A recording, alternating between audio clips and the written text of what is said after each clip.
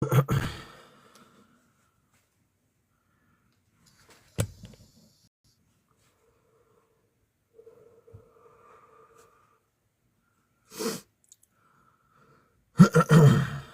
I guess.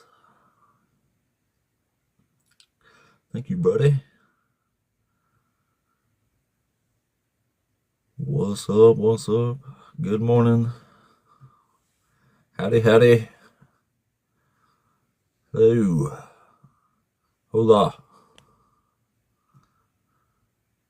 What's up? Alright. Let's see. Make sure I got my shit straight here.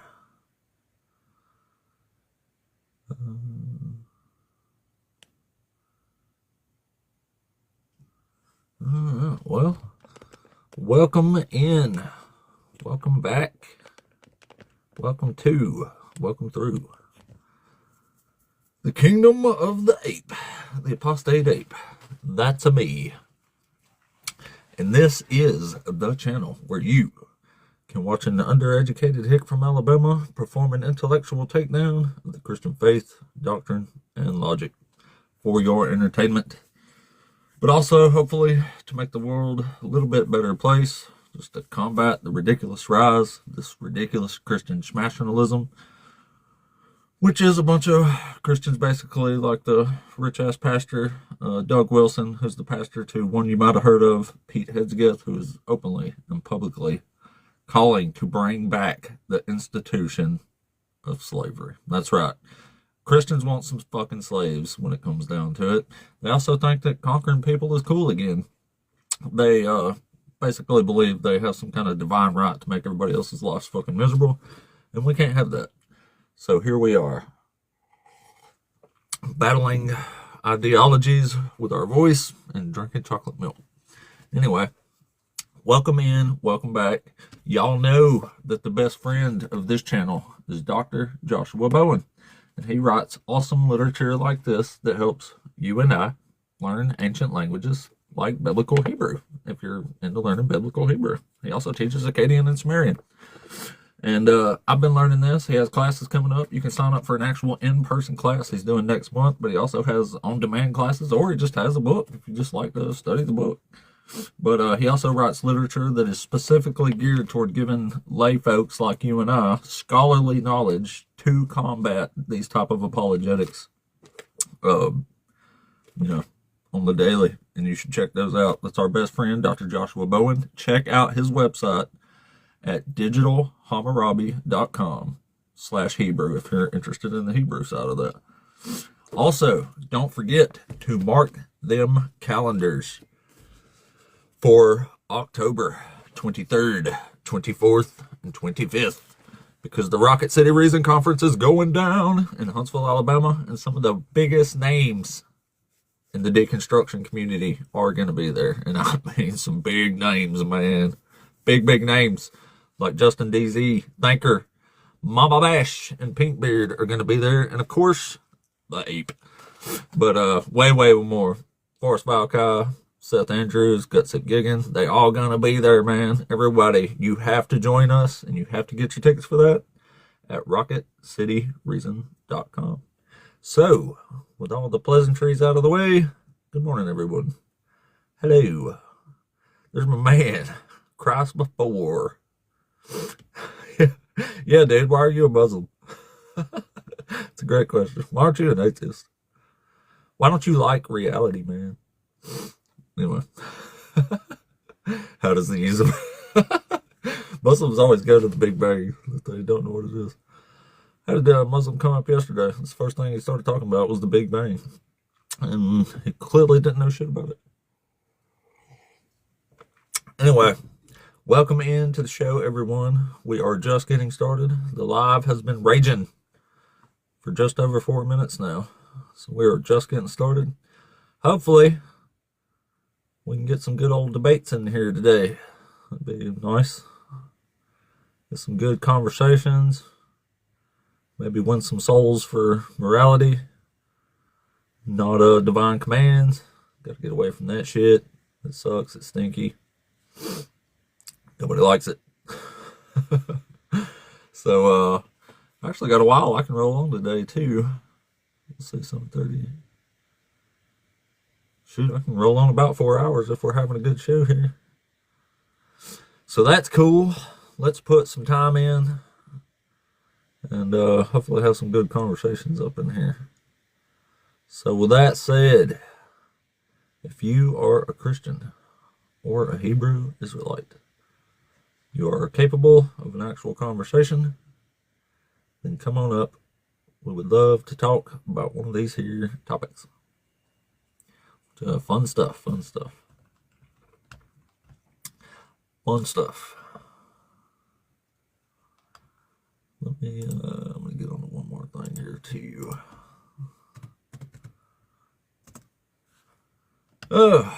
What's up, everybody? Can't over.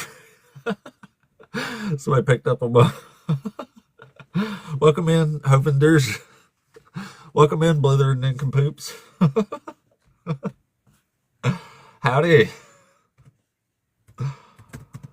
So 89. Let's jump on that one real quick. I forgot which one it was. Festival Snows, Rise Like Waves, Crush, Rehab Like a Carcass. Which part was it here? Dang, that's a long one. Live for Powers, Mortgage, Turn Back the Edge of the Sword, Scepters. Yes, burn and reject him, the covenant we are serving, the Fox Crown of the Dust, past the plunder.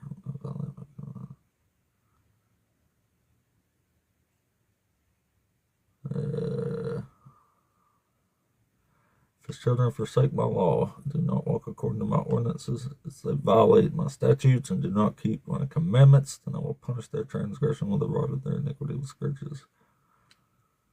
But I will not remove from him my steadfast love or be false faithful. Oh, I'll read that again in a minute. Anyway, Christians or Hebrew Israelites, come on up. The stage is wide open. The show is ready to go. Know what I'm saying? Know what I mean, Burn? Hopefully we can get the... Oops. Alright. Algorithm's starting slow this morning. That's cool, though. That's cool, though. Anyway, if you're a Christian or a Hebrew Israelite, you're capable of a conversation like adult, come on up and talk to us. You can be the first guest of the day. No wait at the moment.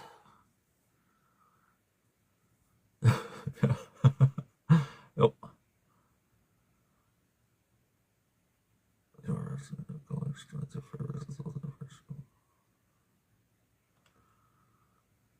Let's see.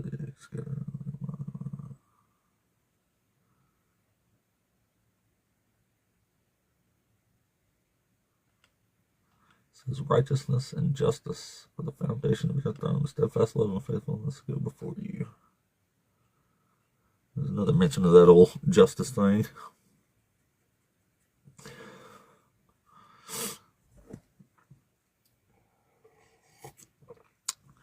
Anyway, what's up, everybody? Good morning, good morning. 7 minutes into the show. Still waiting on the first guest of the day.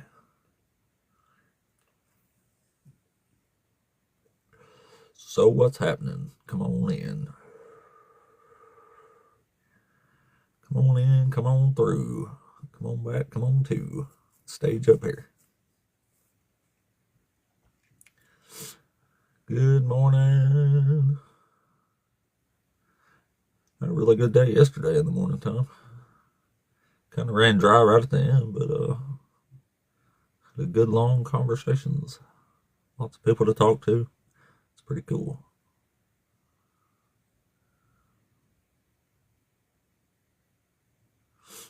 Let's not say again, there's another Muslim who don't know what the Big Bang Theory is. Doesn't say much for Islam, does it? Their best argument's the Big Bang, and they don't even know what the damn thing is. Yeah, that's wild. Anyway, if you are a Christian or a BHI, come on up. Let's talk about one of these here topics. Hold on, I'm going to switch over to this other one, though. Actually, no, I'm not. We'll give this one a bit. Do that every damn morning. Sometimes I get it right, sometimes I don't.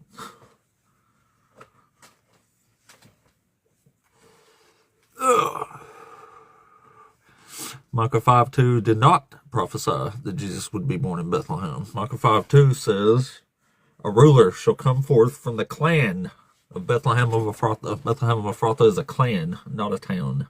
And it says, one from me, one shall come forth, one who is to rule in Israel. And Jesus never ruled in Israel, not for a second. Sure, plenty of kings call him the king, but that doesn't mean anything.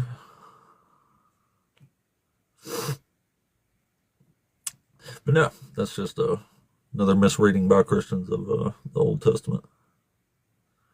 No, I just told you, Micah 5:2 doesn't say that. It says something else. That's not It's showing you what it actually says.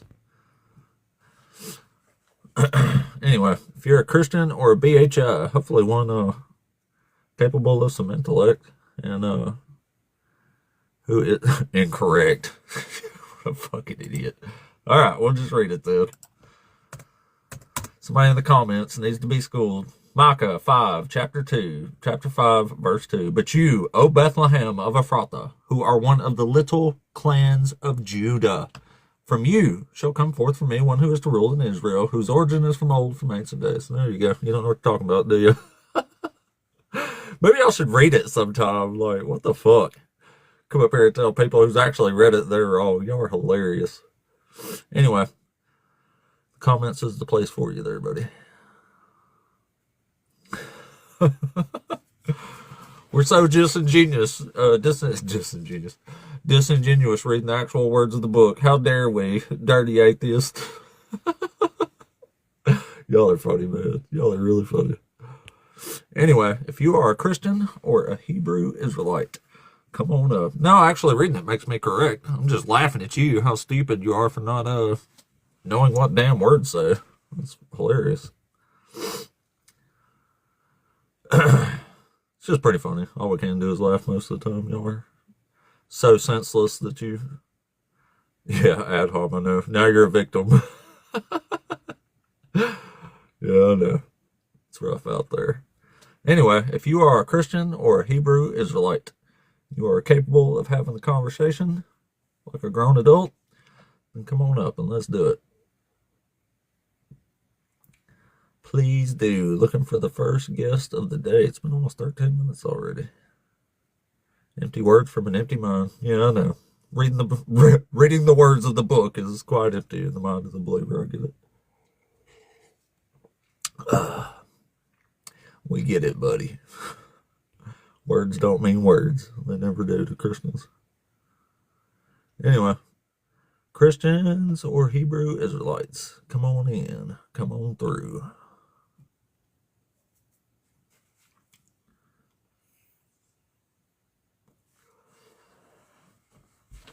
Yeah. It glows blue like that when orcs are near. Yeah, I know, let's rumble. Jesus never ruled in Israel, not even for a second, so he doesn't fulfill that. You can stick on it all you want, but you ought to just go read it and then actually look at the standard that it's telling you. It's clearly not Jesus, because Jesus did not come from the clan of Bethlehem of Ephrathah. And he also did not rule in Israel. So, cry about it, I guess. I don't know. Hold on, I'm gonna...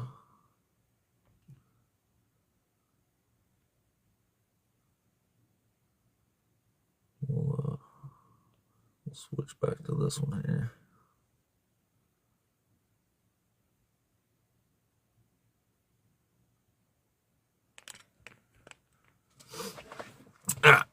Now sit over on the side here. A little more inviting.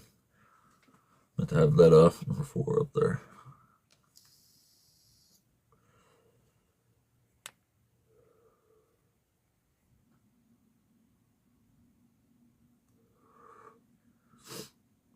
Well, if you disagree with me, you can come expose my ignorance of the Christian faith up here on the stage. I got off and went to bed, Cody. Actually, popped up pretty easy this morning. It's usually not that easy. Waking up's hard sometimes. Waking up is hard sometimes, man.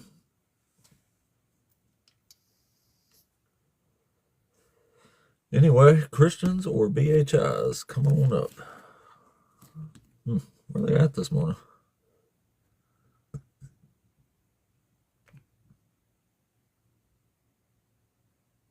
I wish it did with me. It just seems like it gets harder sometimes. Christians or Hebrew Israelites who are capable of a conversation like an adult, come on up. Come on up. Ooh, wait. Let's try this one here. I'm going to put it back on this one for a bit. I'm going to bring it back old school there for a minute. So let's do that one.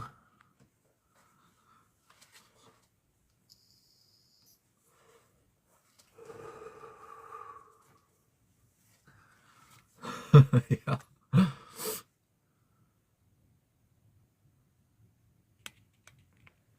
Alright, here we go. Let's try this one for a while.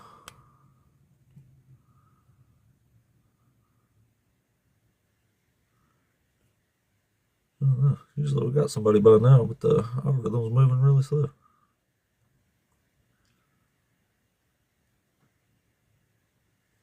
The cube.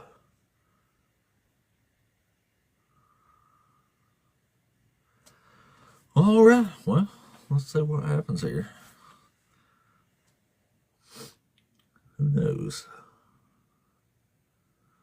Hopefully we get some damn decent discussions.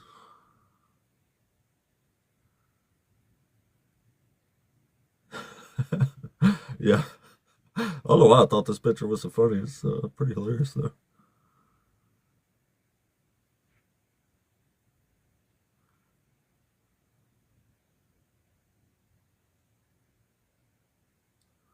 All right. Well, Christians, Hebrew Israelites, come on up and be the first guest of the day.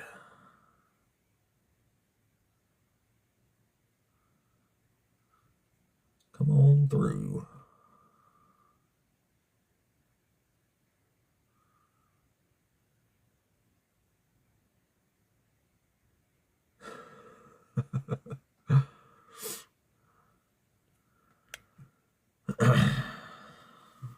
Yep.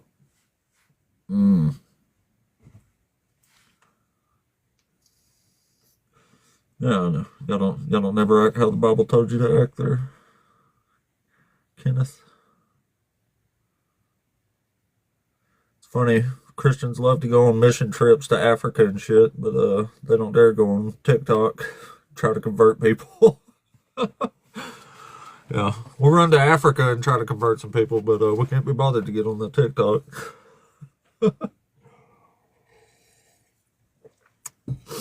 No, no.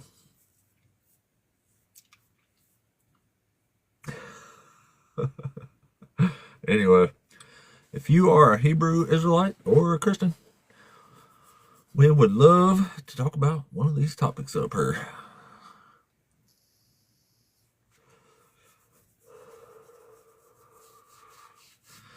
Well, hopefully we can get one.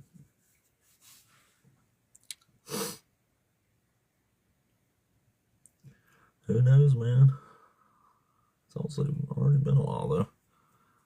I need to do a restart under this topic here. I don't know why that makes such a difference, but it does. I didn't mean to start out with that other background, though. For some reason, changing backgrounds midstream seems to have a more negative draw.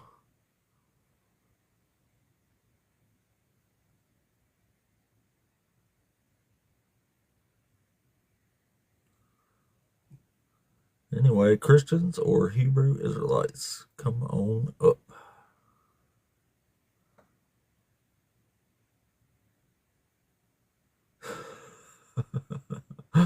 Damn.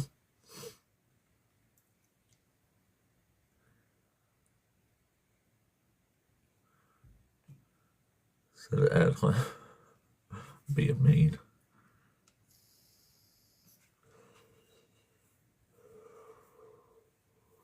Yeah.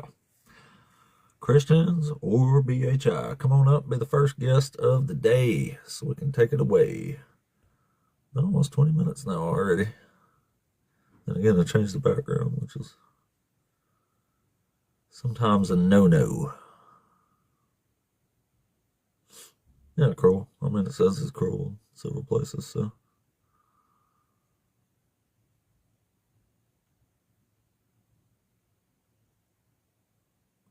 Thank you, Dan. What's up, everybody? Christians or Hebrew Israelites, come on up. Come on up. Oh, my nose is itching.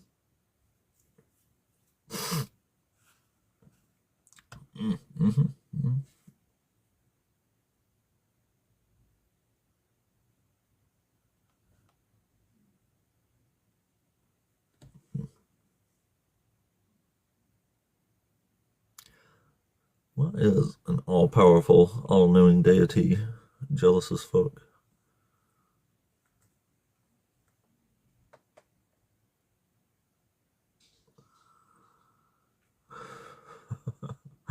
Anyway, Christians or BHIs, come on up. Come on through. If you are capable of conversation like an adult.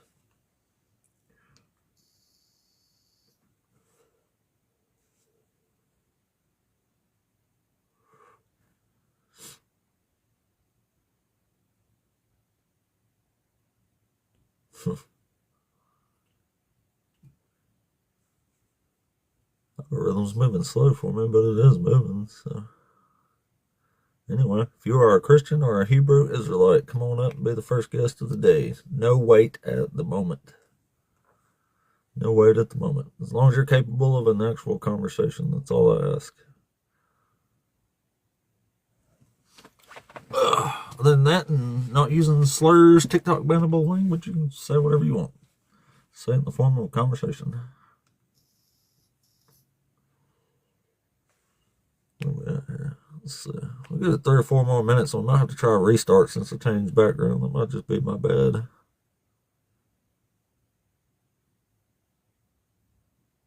What's up? If you disagree with me, you can come up. We can talk about it.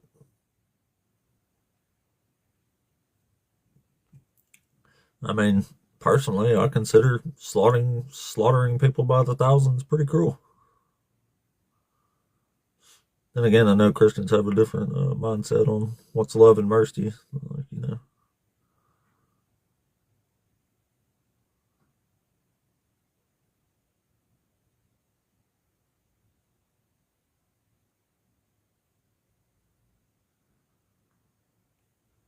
Christians or Hebrew Israelites?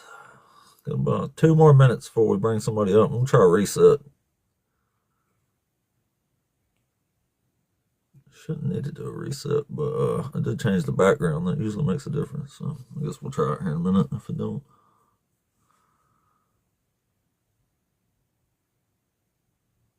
Black background. I don't know. Usually flashy pictures do the best from my experience.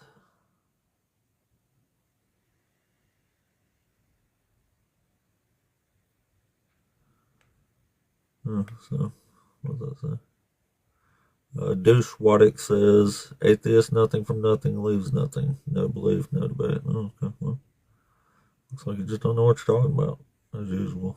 I mean, nobody's surprised. But.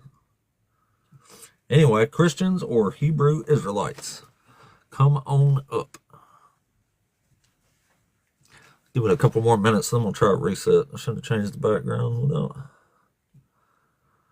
without doing a reset there. Again, it was just in, so. My bad there, my bad. Well, maybe we got somebody in the box here. Let's see. Cohen. Let's bring up Cohen. Hey, Cohen, you there? What's going on, man? Oh, not too much. Are you one of the Christians or BHS? Christian? Cool, man. So which one of the topics do you want to talk about up here? I don't mind going over all of them. So we can start with the first one if you'd like. Sure. So, Just God being cruel and unjust. I would love to hear it, man. yeah. You don't think God's cruel and unjust?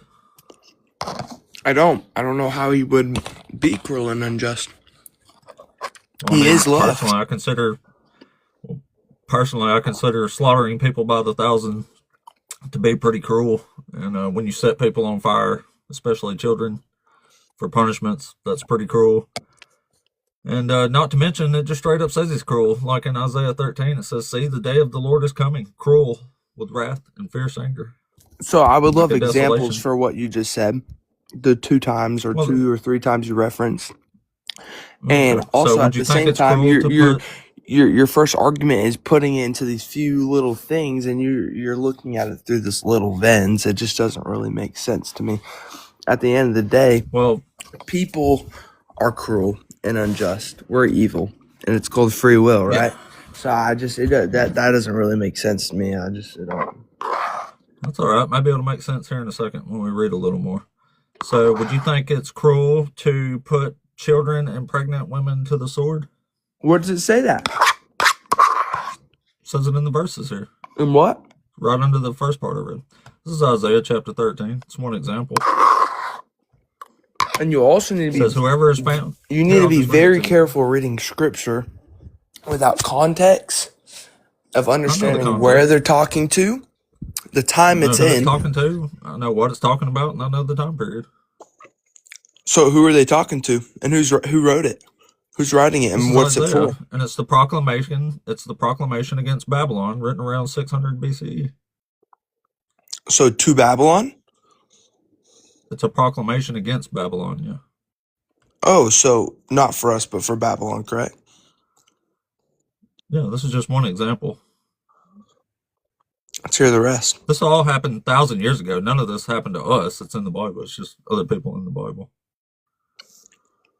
Anyway, you want me to read it or? Yeah. All right. Whoever is found will be thrust through, and whoever is caught will fall by the sword. Their infants will be dashed to pieces before their eyes. Their houses will be plundered, and their wives raped. See, I am stirring up the Medes against them, who have no regard for silver and do not delight in gold. Their bows will slaughter the young men. They will have no mercy on the fruit of the womb, and their eyes will not pity children. Does that sound pretty cruel too? Cohen's teacupped. You're teacupped, Cohen? Can you hear me? Yeah. Yeah. What was that in? Isaiah what? This is Isaiah chapter 13. Their infants will be dashed to pieces before their eyes, their houses will be plundered, and their wives raped. So this is God commanding the Medes to bash babies to pieces and rape women. So this isn't like a getaway card. Scriptures used to be studied and stuff. So what I'm going to do is I'm going to go through that scripture, what you just listed to me, study it, figure out why it's being written to, what Babylon has done. And I'll get back to you on that and answer the true meaning of what that scripture was from. Because when you go through any book of the Bible, Was there any you actually know right now that we can go to? Do you know any of the Old Testament? I mean, let's go a story let's think about when he floods the whole world, right? I mean, he just killed the whole world population besides Noah, correct? You would think that's cruel and unjust. Children, women, yeah, pregnant women. It's a hard thing to grasp, I feel like, at the end of the day, certain situations and like that, but you can't just nitpick these little things. out of the Bible and say, hey, this is cruel and unjust, because at the end of the day, that's not who Jesus is, and that's not what the story of the Bible is.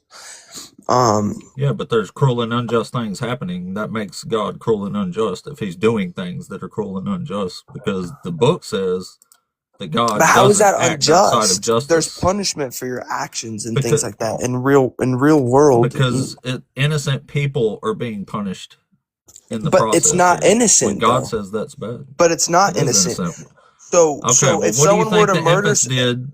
if What do you someone were think to the murder infants someone did else, to am I deserve? innocent? We're talking about God punishing innocent people, man. But are they innocent? Did the babies murder anybody? If I were to murder somebody, would I get a death penalty or whatever penalty? Would I receive a punishment? That's not what I'm talking about here. I'm not talking about you incurring the penalty for what you did. I'm talking about justice, and I'm saying God is punishing innocent people for what other people did, and he's punishing them harshly with rape and fire and such. Innocent And people. rape? Is that what I'm hearing? Yeah. I would love to see that scripture. Do you not remember me just reading it just a second ago? I really wish I could actually. Let me grab my Bible because It's in Isaiah I chapter want to go out 13. on my It says phone their and look at infants it. will be dashed to pieces before their eyes, their houses will be plundered, and their wives raped. Also, in Zechariah 14, he says he's going to have the Israelite women raped in Jerusalem because Assyria is going to siege the city. He has 10 of David's wives raped because David committed adultery with Bathsheba. He also kills his infant child personally. Okay, These Isaiah aren't acts of 52. love and mercy. Huh? Isaiah 13. But the story you were just reading was Isaiah 52, correct? No, it's Isaiah chapter 13. Okay. And the reason he's punishing Babylon is because he gets really mad at Israel for not paying him attention anymore and not keeping his laws. So he has the city sieged. Okay, He makes them eat their own whoa, kids as a whoa. punishment. Okay. I'm telling you what Babylon did to incur this wrath here. So So that he uses doesn't really Babylon. sound like innocent then, right? If there's justice, that there's good and bad, there's rules that are set in place, and if certain things aren't abided in, I mean, there's punishment for your actions. I mean, right? I mean, in real Not if you have world free stuff, will. If you have free will, you're supposed to be able to do whatever you want. right? But there's still consequent, just like free will. The whole Bible is you turn to Jesus, right, and you grow that relationship with Him, and that's how you can enter in the kingdom of heaven. If not, you're going to be thrown Jesus said to get to into heaven, the you lake have of to keep fire. the law. Huh? Yeah. Yeah. Jesus said to get to heaven, you have to keep the law. What does that have to do with anything I just said? That's why God is so mad here. It's over his laws. Right. So there's That's why I'm punishment saying. for That's your what I was telling laws. you a second ago. God gets really mad at Israel. This is why he's so mad at Babylon. So God gets really mad at Israel. Then he uses Babylon to destroy and enslave Jerusalem. And then he punishes Babylon for having been used to enslave Jerusalem. So he's using these other nations for his purposes and then punishing them for having been used for his purposes. I'm looking through Isaiah 13. It's not saying anything about rape. I don't know what you're looking. I'm seeing multiple. Hold on. I'm seeing multiple verse 6, verses. verse Hold on. I'm 16. seeing multiple verses.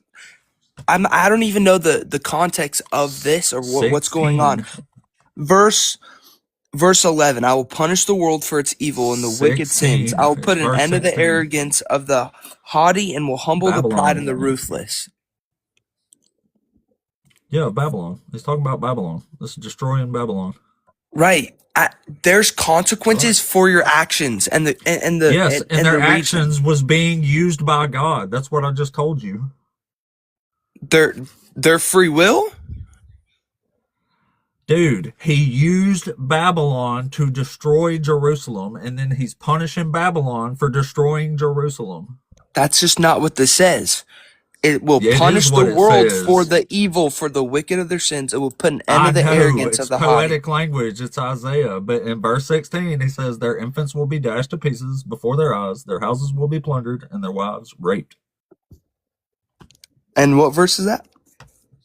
16. Then right after that, he says, their slaughter will have no mercy on the fruit of the womb, and their eyes will not pity children." So he's saying they're putting pregnant women to the sword and children along with them. And like I said, there's a reason for everything in this book. And I told you the reason. Yeah. Hey, that's great. You did your own studying on it. That's cool. I'm gonna do my own, and I would be able to come on here and give you a full. Hey, this is what this actually means, and this is why they. And at the end of the day, I could already. There's consequences for your actions. Well, I'm just saying there's. You just assume that things. Y'all never understand that people are saying God is punishing innocent people here, and that's the problem. You don't say y'all. But that's always not say, innocent. well, if I you don't do understand. something, hold on, let me finish, please. Let me finish. If you're saying, y'all always try to say, well, we did something and there's consequences, right? That's not what's happening here. I'm talking about the innocent people. They are being punished for other people's crimes. The babies, the women, the children. God punishes them along with the ones he's mad at, and they, sir, are innocent. It is injustice to punish innocent people for the crimes of the guilty. I don't agree. You don't agree with justice? I do. In a war, and certain things that have to be done, there's murders that or people dying that aren't necessarily. It's still justified in the sense of a certain region or people, like innocent people, you could say, would die, but there's a greater cause and a greater meaning in it all. Yeah. So let's say if we're in a war now across seas, of course there's going to be innocent people, but if a place had to be wiped out for the greater good of multiple other regions, then that's what happens. That's what's happened throughout all of history. That's not just. It's never just. That is just because the region isn't just. No, it's not. It is against international law to target innocent people like civilians in a war. They call it collateral damage, but it's still against international law. You're not supposed to target civilians. And anyway, we're not even just talking about wars, man. There's all kind of examples where God just gets pissed over little stuff and then destroys anybody who's in and around him, whether they're innocent or not. He goes on absolute murdering sprees. They're probably not innocent. They are innocent. It says so. It even says goes they're against innocent God's people. line. Listen, God said it is unjust to visit the iniquity of the father onto the son. He says sons should not be punished for the sins of the father. And then constantly in the book here, he punishes the son for the sin of the father over and over again. So if God is saying this is unjust, and then he's doing the thing that he says is unjust, that makes God unjust. I don't agree, but hey, that's all right. We can go to the next. God condones slavery and rape. Am I allowed to say that on here, or will I get? Well, you just heard the rape passage, so he's condoning rape right there because he's ordering the Medes to do it. Am I allowed to say that on live? Am I good? Yeah. All right. We're supposed to say grape. I always forget. So. Yeah. Well, you might get some random people in here that are just trolling and will report you. Yeah, maybe. Anyway, so you don't think God condones slavery either? Our terms of slavery now are much different than what slavery was back then in the day. So condoning it was completely different. In fact, a lot of the nasty and gross slavery got actually freed, but in the sense slaves are actually treated very well. There's different, our aspect and what our culture has made slavery is there's been certain slaves and different things that is wrong, but multiple occasions and different things you see back in the day, slaves were actually treated very well. They had a place to live, food to eat, and that's just how it was. Doesn't mean you're being treated well just because you have a place to live and food. It says you can beat them with a rod as long as they don't die within a day or two. I can also be beat by a rod by my dad if I don't obey his law. And, Is and that you think unjust? that is some kind of justice to beat the shit out of your kid with a rod? But is that what it's? Is that what it? If it literally says That's what it says. Yeah, literally. right, so I'm confused. But that's just. It's just to beat someone for not following your orders. Spare the rod, spoil the child. There's We're not talking about a consequences for child. We're talking about another human that you own as property, a chattel slave. that. It's just, dude. It's a different time. Our slavery nowadays, No, it's it's not. It's completely the same. different. It's a different time, but it's the same definition. Chattel It's, slavery, owning people as property. That's what chattel slavery is, man. dude. That was the culture back then. That's what it was. I know, and it was the culture up in America up until 150 years ago. It's chattel slavery. I, Owning people as property. God says you can sell your daughter as a slave. He says you can take women and children captive in war and you can force them to marry you. You can rape them. where does it say that? Deuteronomy 20. Deuteronomy 20. What? Well, let's read it. Then in Deuteronomy 21, it tells you can marry them. Rules of warfare. When you draw near to a town to fight against it, offer it terms of peace. If it accepts your terms of peace and surrenders to you, then all the people in it shall serve you as forced labor. So if they surrender to you peacefully, they all get to be slaves, yea, for them. But if it does not accept your terms of peace and makes war against you, then you shall besiege it. And when the Lord your God gives it into your hand, you shall put all its males to the sword. You may, however, take as your plunder the women, the children, the livestock, and everything else in the town, all its spoil. You may enjoy the spoil of your enemies, which the Lord your God has given you. How sweet of God to give people these other humans as spoil. It says, thus you shall treat all the towns that are very far from you, which are not towns of these nations here. But as for the towns of these peoples that the Lord your God has given you as an inheritance, you must not let anything that breathes remain alive. Indeed, you shall annihilate them, the Hittites, the Amorites, the Canaanites, the Perizzites, the Hivites, and the Jebusites, just as the Lord your God has commanded, so that they might not teach you to do all these abhorred things that they do for their gods, and thus sin against the Lord your God. What a beautiful little passage of rules of warfare from God there. So All in right, that in whatever now, version you're reading, it first off, I don't even know, but even in that, it doesn't say anything about rape. And at the end of the day, that's the same thing we we're talked about to about get to as, that. Don't worry. and I'm We're about to get interrupting. to that part. Yeah, I was It's the just, same well, I didn't get conversation we done were yet. having before. There's context and what, so in that passage you just read me in Deuteronomy, you said what's the context of the situation? It's the rules of warfare. But who's writing it? Who's he speaking it to? Is it a letter? Supposedly Moses wrote it and he's speaking to the Israelites. He's giving them rules for warfare. He's saying if these towns that you are being given, he says there you have to kill every breathing thing. You don't let anything at all live. But he says the ones that are further away, then you offer them terms of peace. And if they surrender, they all get to be your slaves. If they don't surrender, you besiege them, put all the males to the sword, and you can keep as your plunder the children and the women. And then we're about to get to a passage where it allows you to rape them.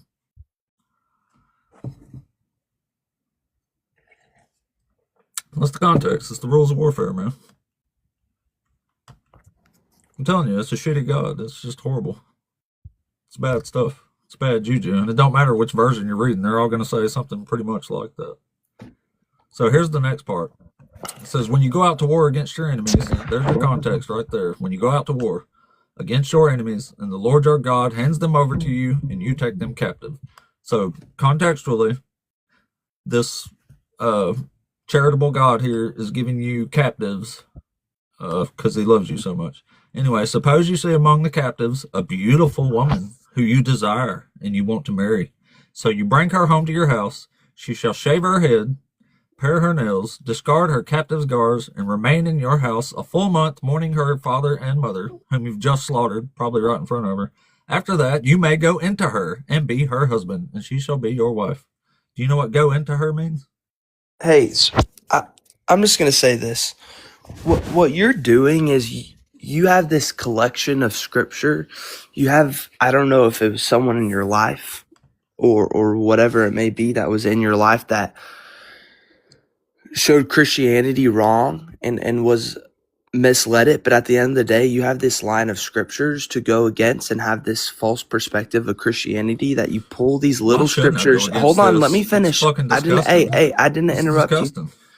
These All right, these sorry, go lists of ahead. scriptures that you're gonna line up and you're gonna point it Yep, all out. You're gonna nail it on the thing and yep, say this is what it is. But absolutely. at the end of the Yep, day, if you were to read this book from front to back, it would be I've read it. so different. And I think we No, I've both read it know that. all. I know exactly what it says, and I read the New And Testament all and the and time. listen So and listen, bro. You haven't read it all, and you're missing the complete I have message read of it the all, Bible. bro. I Stop. Look, just this is stop lying and this is being honestly disingenuous. I've read it all, and I do read it all the time. That's what I do on this this channel. this I read at the the book to top it says Christians because y'all debate. clearly It's don't know what it labeled says. debate, and I'm not allowed to Yeah, and now speak you're just without being saying bullshit interrupted. about me.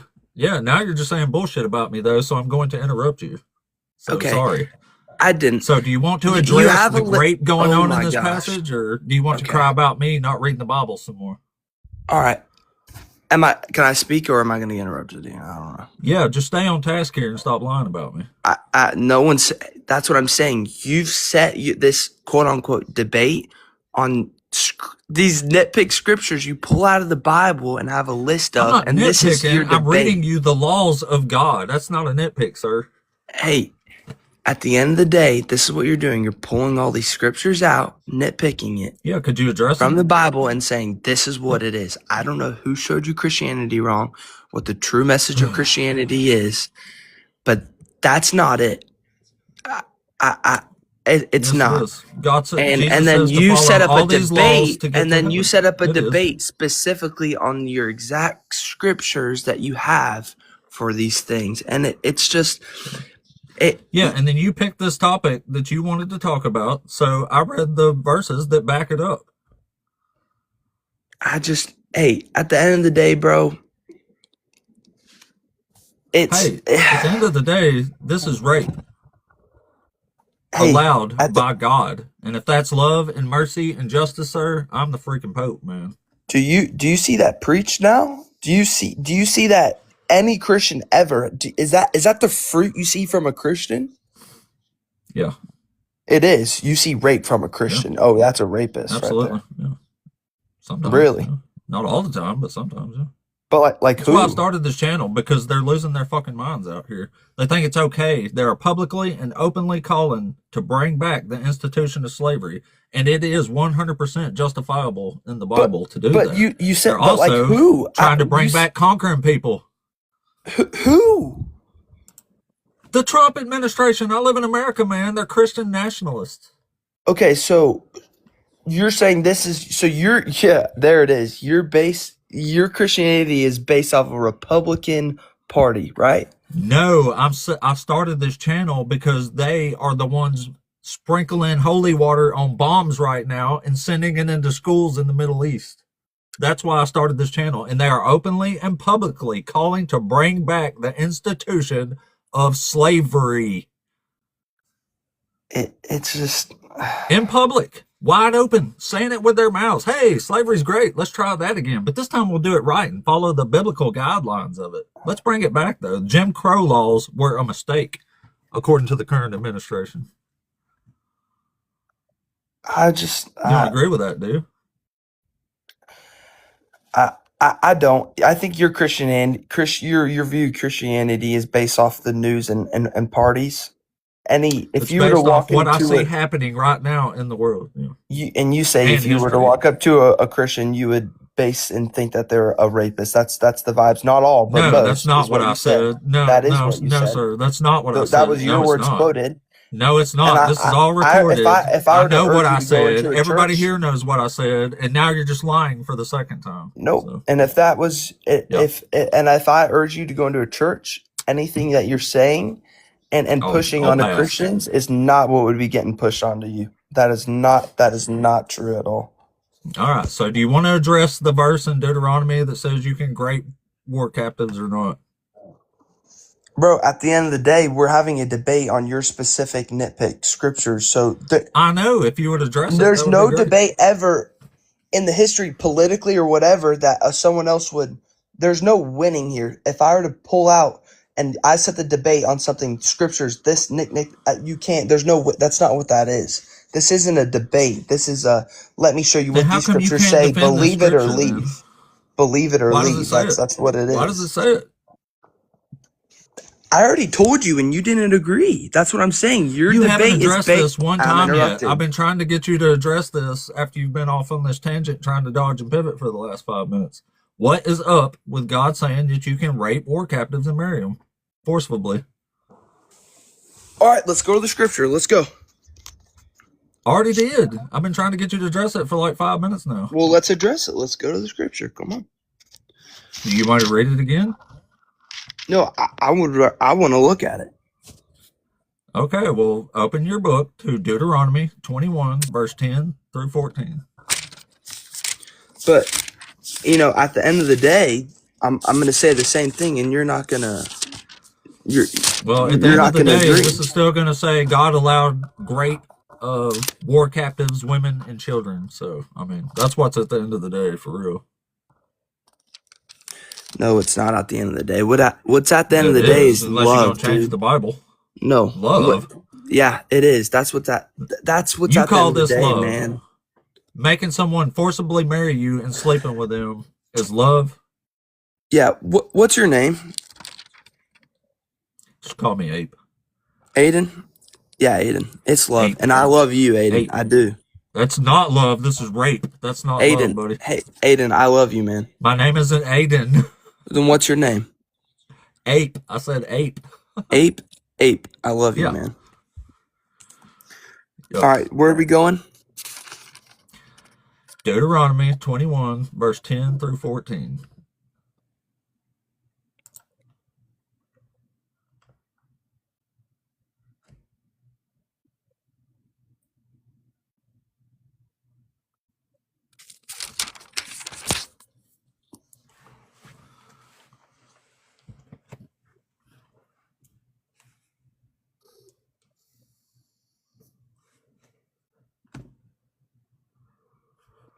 So I'm going to read this out.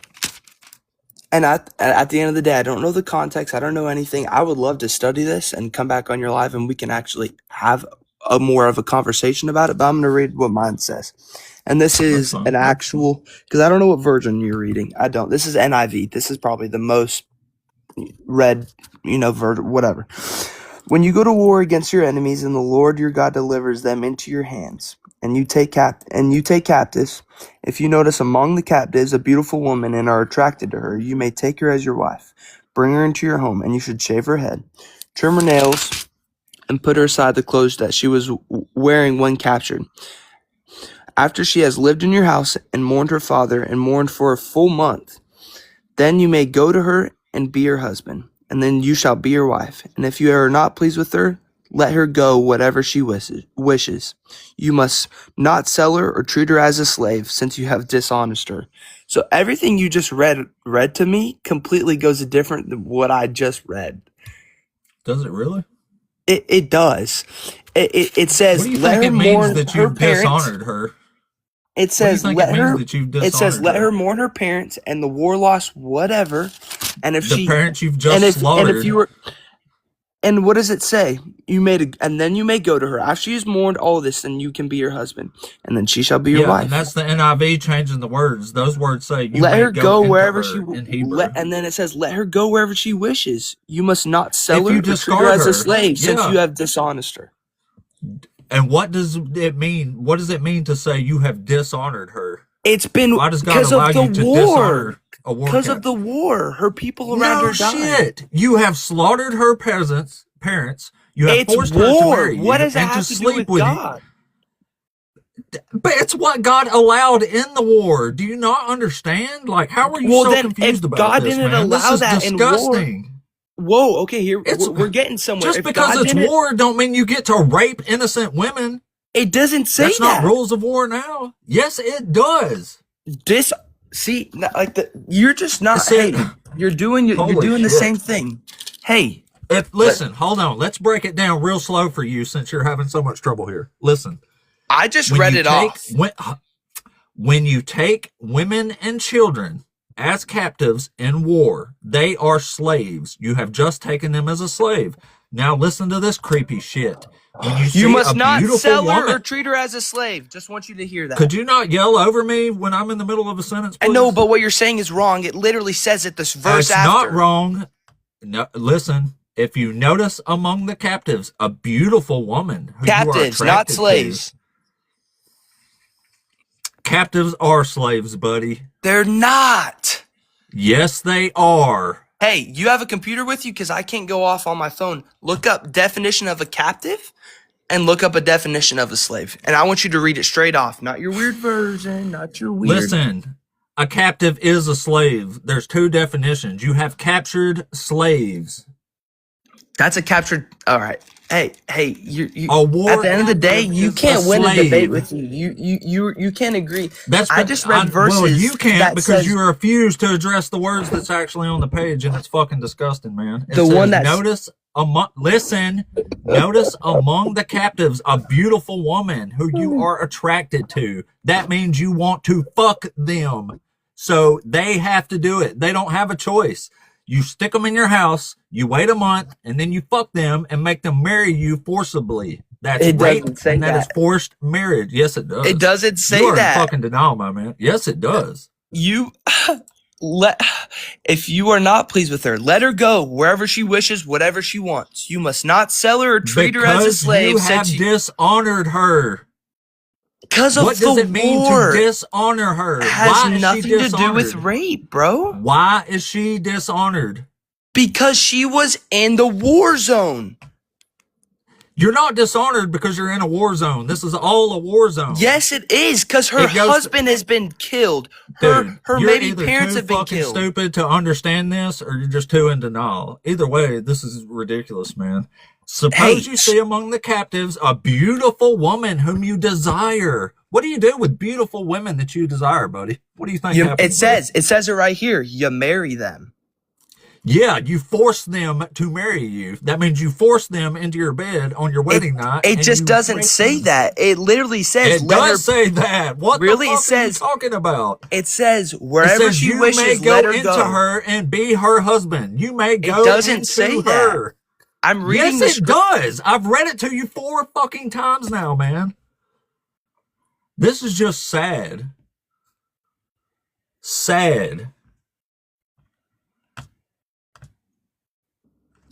Everything you're saying goes against that verse right there, verse 14. No, it doesn't. It literally does, bro. If you are not satisfied with her, that means if her pussy wasn't good enough, you can get rid of her if you don't like her. If you are not satisfied with her, you shall let her go free, and certainly not sell her for money. You must not treat her as a slave, since you have dishonored her. Hey, at the end of the day, bro, you're reading a different Bible than everyone else. And that's what your debate is. I'm reading the one that every seminary in the world uses. What is that? The NRSV UE. Yeah, never even heard of it. Hey, big dog, your debate is hey, listen.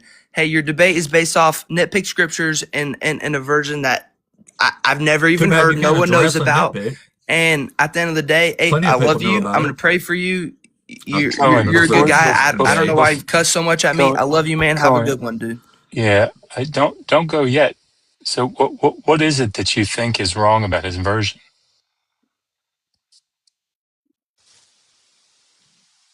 Cohen?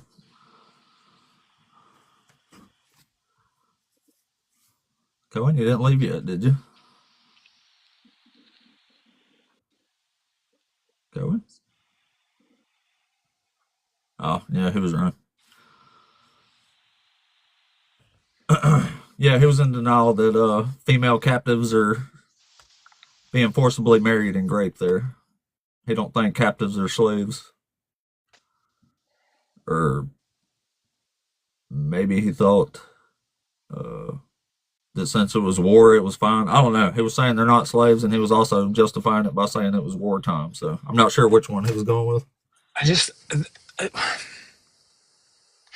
It's sorry. Oh, wait, I was on back here. Oh, sorry.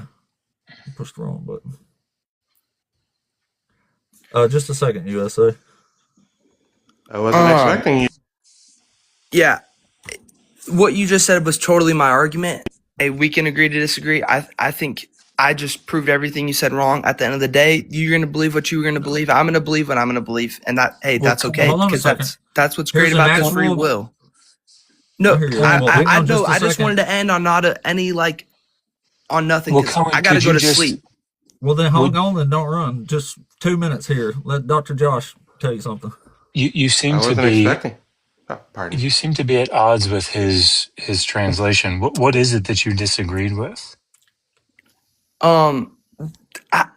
I've never heard of that translation ever being used. I've never I've never heard about it or the context of the language it uses is going to be much different than the language we use.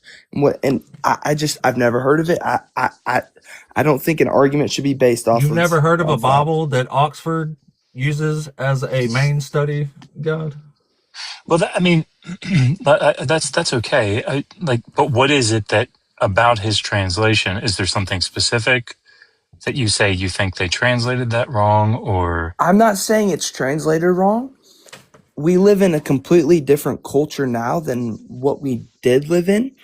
And our views, and when we hear words and hear certain things when they're translated, nowadays it means so much more different than it does past tense. Does that make sense? Sure, it does. But what is it that you think the passage is saying that he's getting wrong? When he's saying he allows them to take them, rape them, and they're now your slave, when the verse after literally corresponds everything he says. I just it doesn't make sense to me. It doesn't. And Okay. So I suspect, and Ape, you can correct me if I'm wrong, I suspect that he's utilizing what you and I would understand, hopefully, to be like the definition of consent, right? I mean, you don't think that like a captive, a war captive in this situation can even give consent, right? I don't. Well, that's I don't believe that was his first thing. He says, "I believe a captive is a slave." That's just not true. Well, I mean, Yeah. she is a slave. Like that's what you do with captives, is they are Okay. slaves. What Yeah, the But law the is verse saying. after Not says exactly. the exact opposite, though, because of a slave, as he says, is someone you own and have property over. But it literally says, "Let her go wherever she wishes. You must not sell her or treat her as a slave." That's the Right. verse after. So Cohen, I'm if very you would let me, confused. yeah, if it's, I get it. If you would let me finish, I think I probably would have said, enough to clarify it. So when you take someone captive, right, they are your plunder. They are your property. What the law is saying here is, if among those captives you see a woman that you want to take, she has her status elevated from captive, right? Now it's probably some sort of a finer gradation of concubinage, higher than concubinage, but not quite a primary wife, but whatever it is, the text is using Isha. But what the text is saying is that if after that takes place, right, if you no longer desire her for whatever reason it is, the law says you're not allowed to use her as a commodity.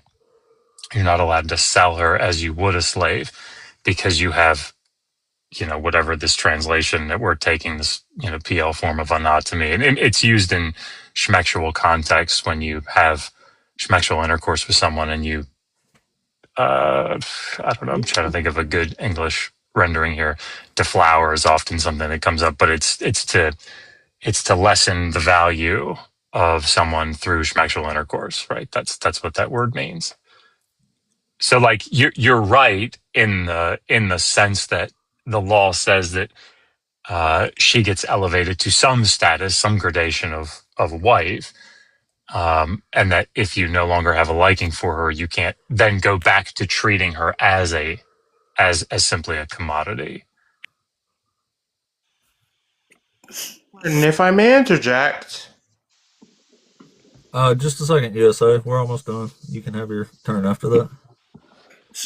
So what you just explained to me, I still am not how you explained it sounds like any other war or anything back in the day ever, and I don't understand how what's the problem in this at all. Oh, sorry. And again, Jesse, you correct me if you think I'm saying anything that you wouldn't say. Yeah. But I don't think Jesse is saying that if we understood this text as just an ancient Near Eastern text, that this would stand out as, something anomalous. This is how the ancient world functioned.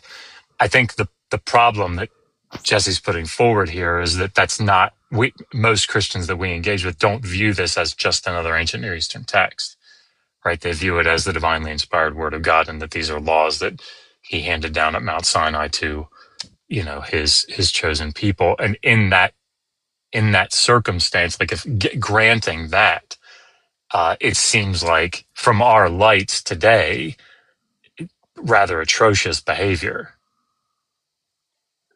Right, but that's what I'm saying. Our world now is so much different than what it is. So when you read something from what I believe to be thousands of years ago, pull nitpick scriptures out like this and then So allow it to nitpicking. say he allows rape and this, it's so misleading and it's not right. It's what it inappropriate. says. Well, Cohen, What it says. and I hope I'm pronouncing your name correctly. I think the issue here is that this is clearly a text, and I mean from Deuteronomy, right? It's clearly a part of the Mosaic Law, and I think it would be a very difficult case to make that if there were, if we could point out a passage that says, Yahweh saying, and Yahweh said to Moses, "Tell the children of Israel, on every second Tuesday of the month, you may murder your neighbor if you feel like it." Right? You wouldn't have to have 50 verses about that for that to be atrocious or to be a problem. It would just be, you just need the one, right? So I think that's the same sort of thing that we're coming at this.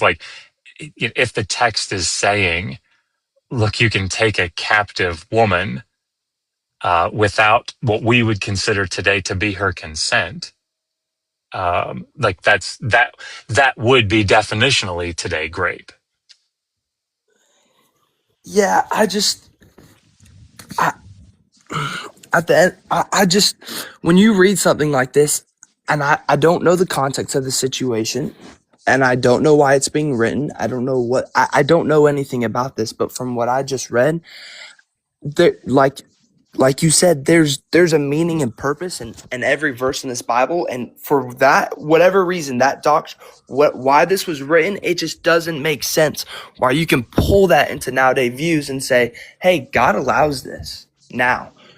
Right there, it's a completely different time, and to be able to pull that out and say, well, this happened here, so that means it's allowed to happen now.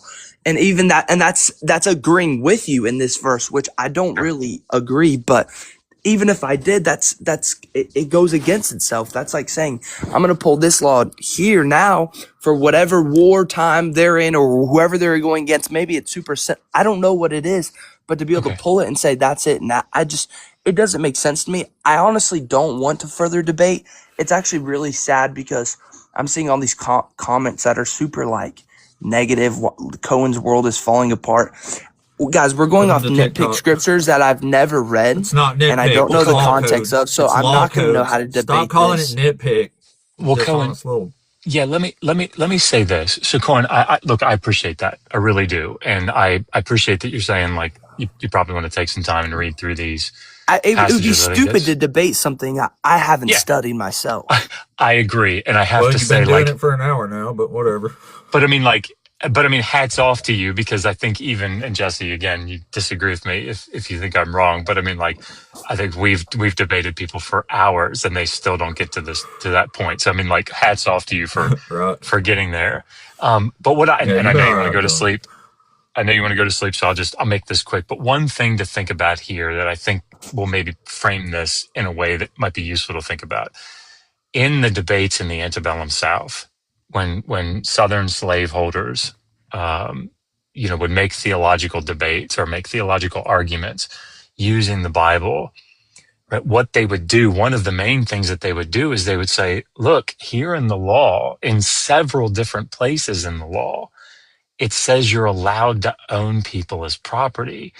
God can't give laws saying it's okay to do this grossly immoral thing, right? So if he says you can do it, it can't be immoral to do it. And that was one of their biggest arguments, was that God can't say it's okay to do this if it is a like evil thing that the abolitionists were saying it was. Right. And so that's why I think these discussions are very important, because if people are saying, look, God's saying it's okay to do X, we know that's really, really bad to do. Like, that's a problem. People like Doug Wilson, and this is where I'll land, and I'm so sorry, I'll shut up. But like Doug Wilson, who's a major, leader of a fairly large denomination today, is like out there saying the slavery that's, endorsed in the biblical text was not bad. Like, ugh. Like Pete Hegseth sits under one of his congregation. He might even sit under Doug Wilson himself. I mean, like, it's some scary shit.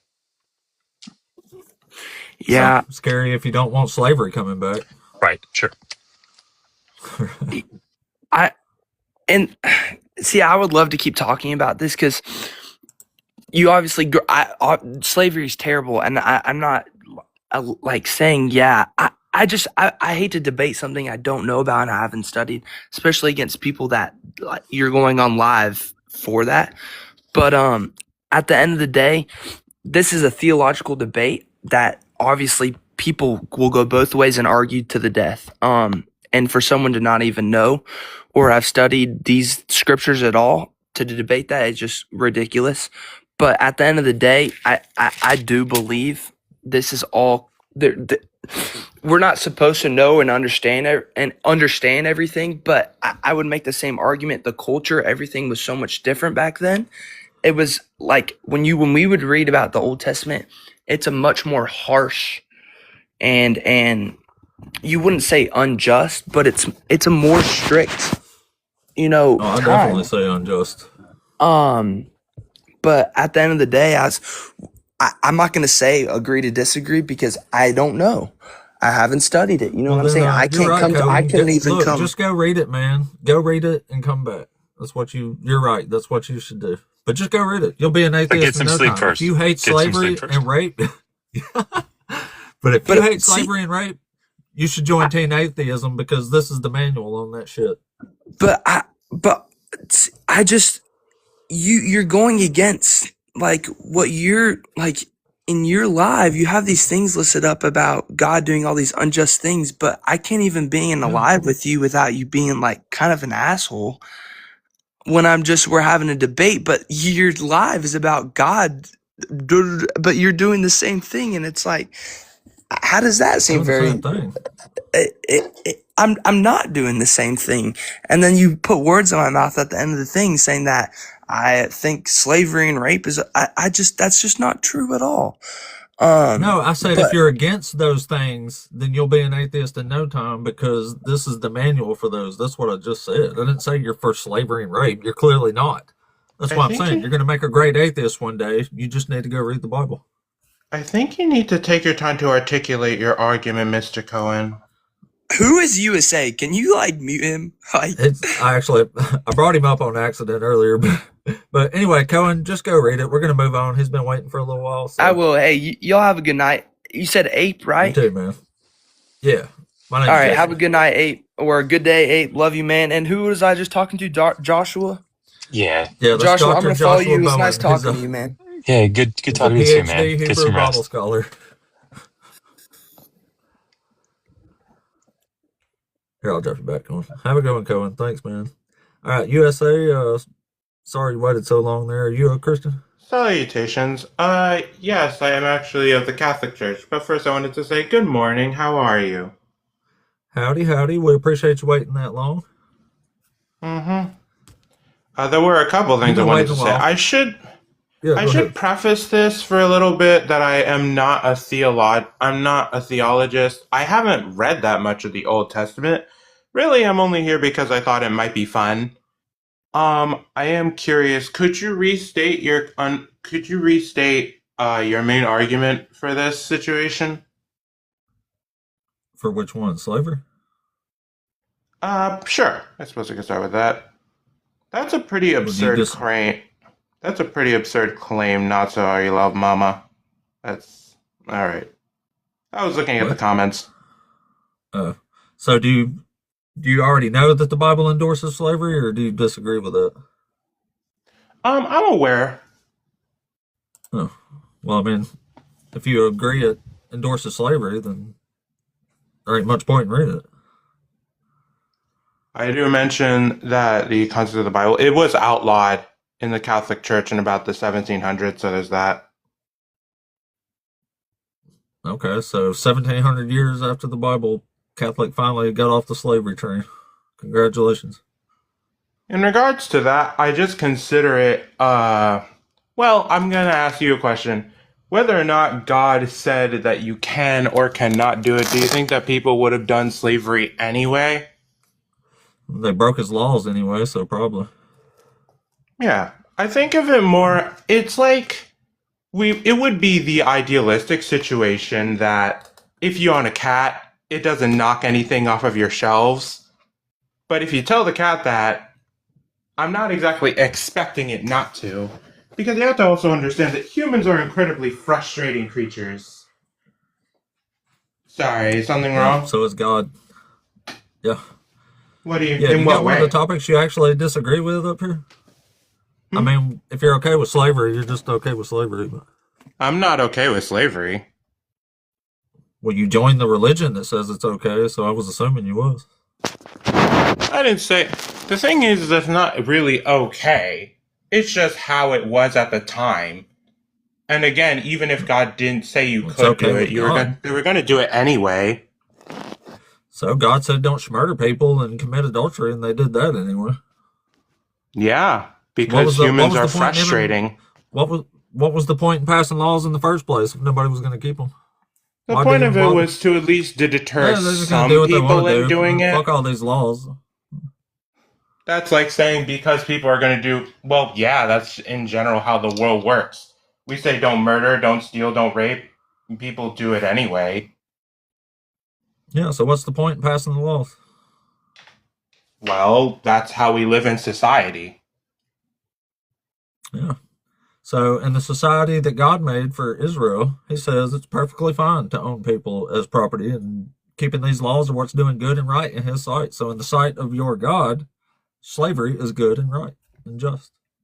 No, because that if that were the case, the Catholic Church wouldn't have outlawed it later.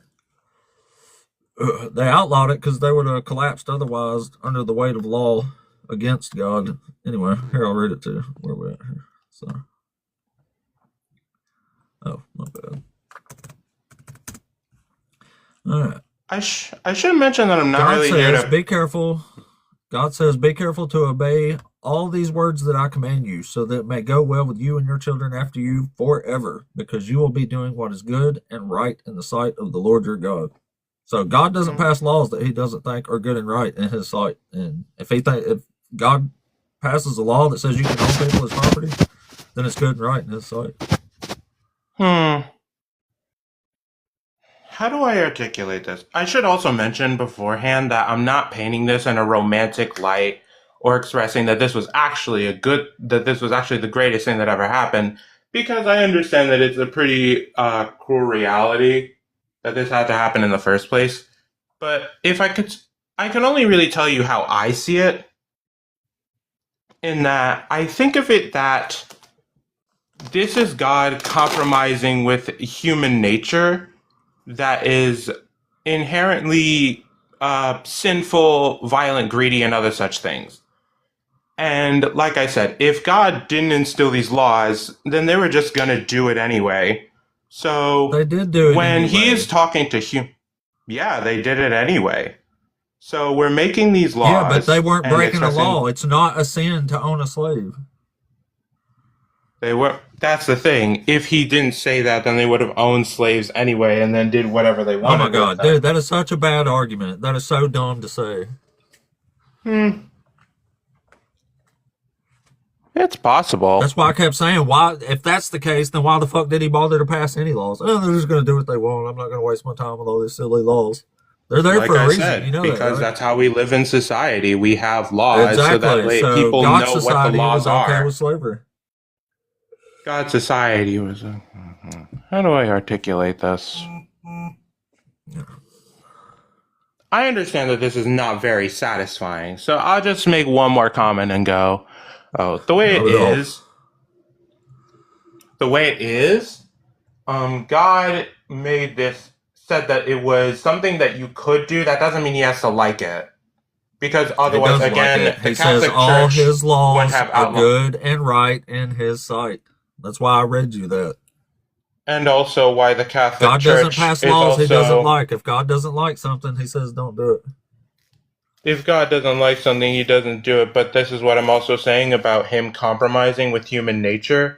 Well, not He's not compromise. compromising, man. It's just a bad argument. Sorry. Hey, Alyssa, are you there? Alyssa. You there? Hello, Alyssa. Going once? Going twice? Alright. I don't think Alyssa was here on purpose. So I think Mythical, then John, and then Puff Daddy. You can come back up if you wasn't listening, Alyssa. Or if you missed a chance there, I'll bring you back up. There we go. Hey, Alyssa, are you a Christian? I am, yes. Cool. So which one of these you want to address up here? So there's actually two of them. The first one and the second one. I was kind of listening to what I think his name was Cohen was saying. I'm going to start by saying I am very new to Christianity. I am open to hearing both sides because I was once on both sides and I still somewhat am on both sides. Can you remind me? I know it was in the 20th chapter. Can you remind me what verse it was that you were reading? In regard, which one? The Deuteronomy one. Do you mean the captives or the Yes. rules of warfare? The captives. captive. Oh, that's Deuteronomy 21. Yeah, 21 verse 16. I think it is. Or wait, no. Oh, 10 through 14. Okay, give me 1 second. Yeah. There you go. So my just question, like I said, I'm not going to debate what the Bible is saying here. I'm not going to debate what you're saying. I'm not going to debate. But I'm also going to say, correct me if I'm wrong. Like I said, I had just walked in when you guys were talking about it. You say that a man in this verse, it says that a man to get rid of her because you've dishonored her, right? Dishonored her. Yeah. So you're saying what I've heard you say is the only way that could be, the man could have dishonored her is if he raped her. Well, it's like Dr. Josh was saying. He diminished her value sexually. So where in there But does like- it say? So where in there does it say that the only way he dishonored her was taking her captive? Where does it say that he raped her? Where does it say that you can do that? Because like Cohen was saying, and next to it, it's underneath it, it literally says after the things not to do with her. Because I believe Yeah, I believe a man can here, I'll dishonor explain it to me. you. Okay. So I'll explain the whole thing to you. So you take captives. God allowed them to take women and children captive in war. Captives are slaves. So I don't they agree don't with you get there. consent. It literally says slave here in a little bit, but we'll get to that in a minute. Well, captives are slaves. You heard Dr. Josh there. That's what we was talking about. When you take a captive in war, they become your plunder, your property. This is covered in many sections of the law in the Old Testament. So Okay. they are literally war plunder. So they are captives, they are plunder, they are slaves. You get to do whatever you want with them. And it says, suppose you see a beautiful woman whom you desire and want to marry. So you think she's beautiful and you desire her, so you want to marry her. So you bring her home to your house. She shall shave her head, a sign of submission and demonization, pare her nails, discard her captive's garb, and remain in your house for a month, mourning her father and mother. You have just slaughtered her father and mother. So it says, after that, you may go into her and be her husband. So if she is not allowed consent and you go into her and make her your wife, that is by definition rape. And that next part that comes after that says, but if you are not satisfied with her, that means if you decide you don't like her, she's gross, you don't like her personality, I don't know, whatever, I guess. But it says, if you are not satisfied with her, you shall let her go free and certainly not sell her for money. You must not treat her as a slave. So it's literally calling her a slave. But it's saying if you're releasing her from this marriage, then you can't treat her like a slave at that point. But that is acknowledging that she is a slave at that point. And it says, since you have dishonored her. So he's allowing you to dishonor her by law. And dishonored means you have went into her and defiled her. Okay, you explained yourself a little bit better there than you did with Cohen. So you elaborated. It's like do you see what I'm saying? So like that's where I feel like words, when you're debating somebody, like I said, that's where I feel like words come into play, because when you were debating Cohen, you made it sound like the only way he was dishonoring her was raping her. Does that make sense? Well, that kind of was it, but I explained it more chopped up to him, so maybe it didn't come together as a whole story. And I think that's what was the problem there, and I think that's where he was trying to explain his side and couldn't get it across to you, and then you were trying, I think that's where the confusion was, because that's where I was confused on what you meant by that, and that's one of the main reasons I wanted to come up, because as a woman, all religion set aside, all Christianity set aside, as a woman, to hear that the only thing that a man can do to dishonor her is to use her as a piece of meat was like, whoa, Yeah, that's horrible. But another thing that I wanted... But just imagine this for a second. Just put yourself in the place of these women and children here. I have been raped twice. What if someone... That's horrible. So, well, I mean, this is going to sound bad, but just suppose the rapist you were forced to marry after that for life, and he slaughtered your parents in the process. I don't agree with that. And you're forced to marry this guy for life. Well, that's literally what God allows for in the Bible here. And I understand that. See, the problem that I have as a Christian with the Bible is it was written, it was from so many years ago. And like Cohen was saying, the culture is so different now. And the way that people can just read a Bible and there's no translation to what it actually means compared to back when it was being written is what drives me crazy. Does that make sense?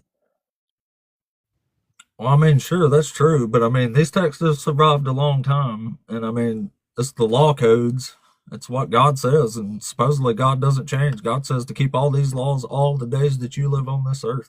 Like, this doesn't change. If God is all-knowing and timeless, why would it make a difference if it was 3,000 years ago or today? Like, not in the eyes of God, it's not. You know what I mean? Mm-hmm. Okay, like, another thing that I wanted, the God is cruel and unjust. Okay. So I am going to tell I'm going to tell part of my testimony as to why I don't think God is cruel and unjust, if you're okay with that.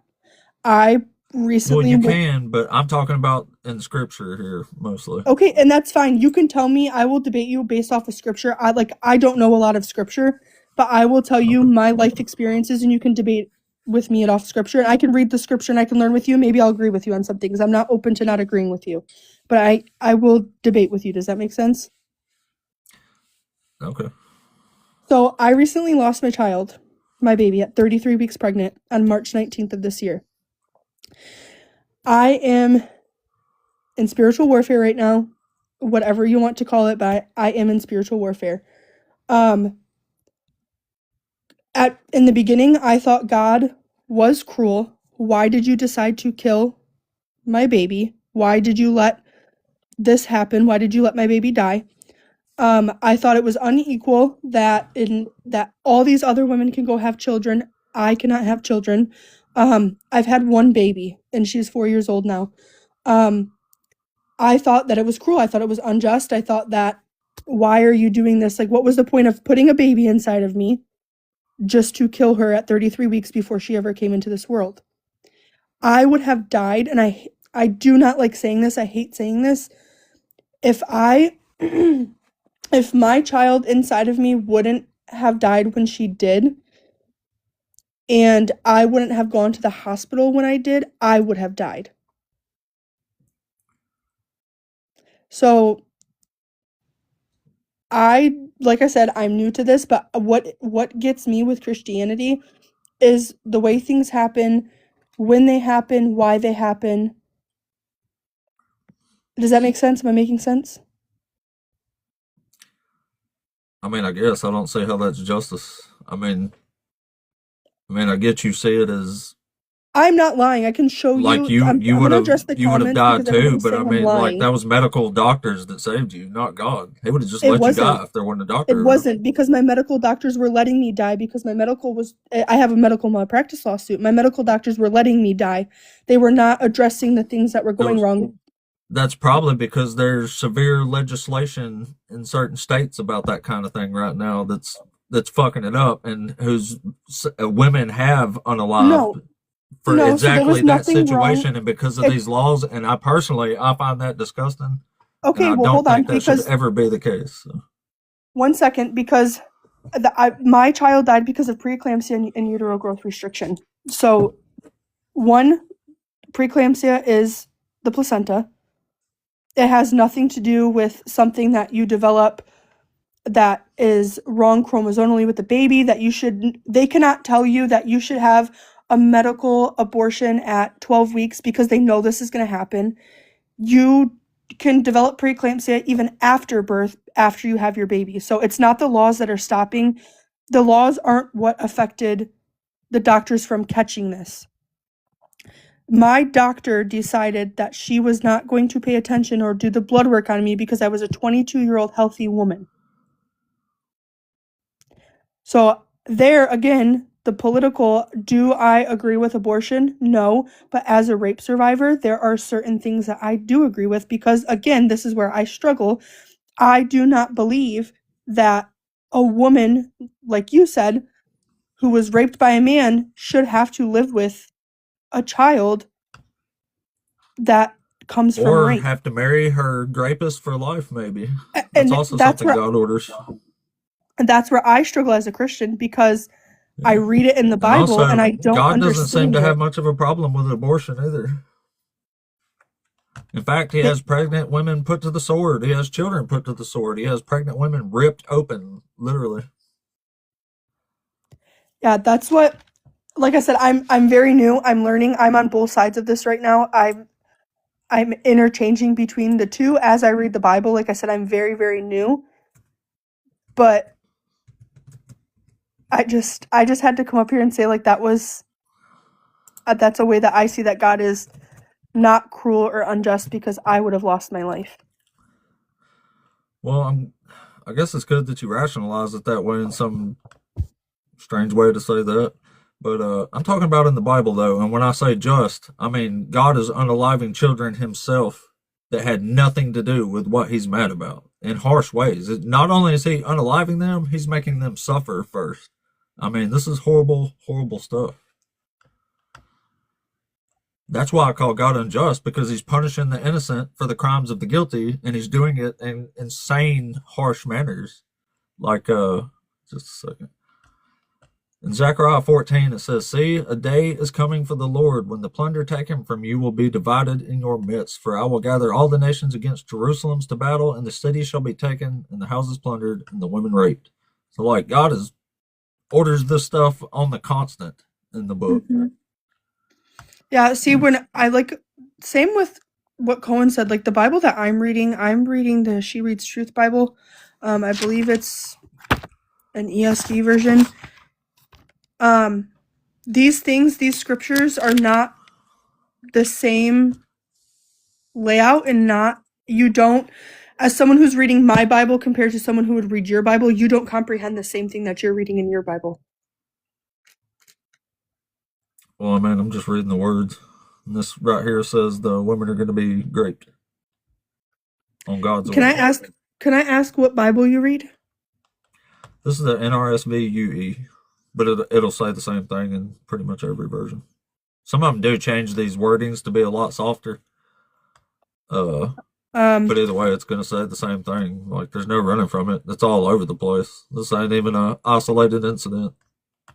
Okay, well, I'm going to order that Bible. I'm going to read it, and I'm going to come back. Well, hey, let me suggest to you that if you're going to order one, get this is the Oxford Annotated Study Bible of the NRSV. And Okay. this has actual, like, all the notes and language context of what's going on, commentaries and stuff like that. So if you really want to study it up, use this one here. Okay, can I address somebody in the comments, please? Yeah. Someone, the Malia So who's in the guest 63, box? Oh, shit. keeps saying that I'm lying. I am not lying. Like, I can send you a picture of my dead baby if you would like me to. I'm not lying. I don't think you're lying about that, personally. I don't know why somebody would learn say before that. you burn your child. I have heard the same testimony on another live. Like, I didn't burn my child. My child is currently in the ground, but You don't know who said that. Whoever did this fucked up. Yeah. it's weird. Malia, Malia 63. Like, you did not hear that testimony on another Maybe she live. made something else, but if that's what she means, that's pretty fucked up. So It is. I'm having trouble seeing the justice in this scenario. So this condition you had, would you have developed this condition if you weren't pregnant? No.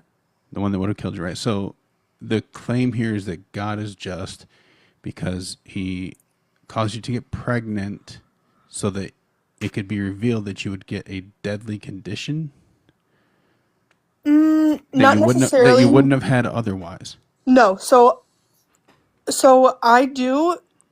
So here's the thing. I did not know that I had. Well, okay. I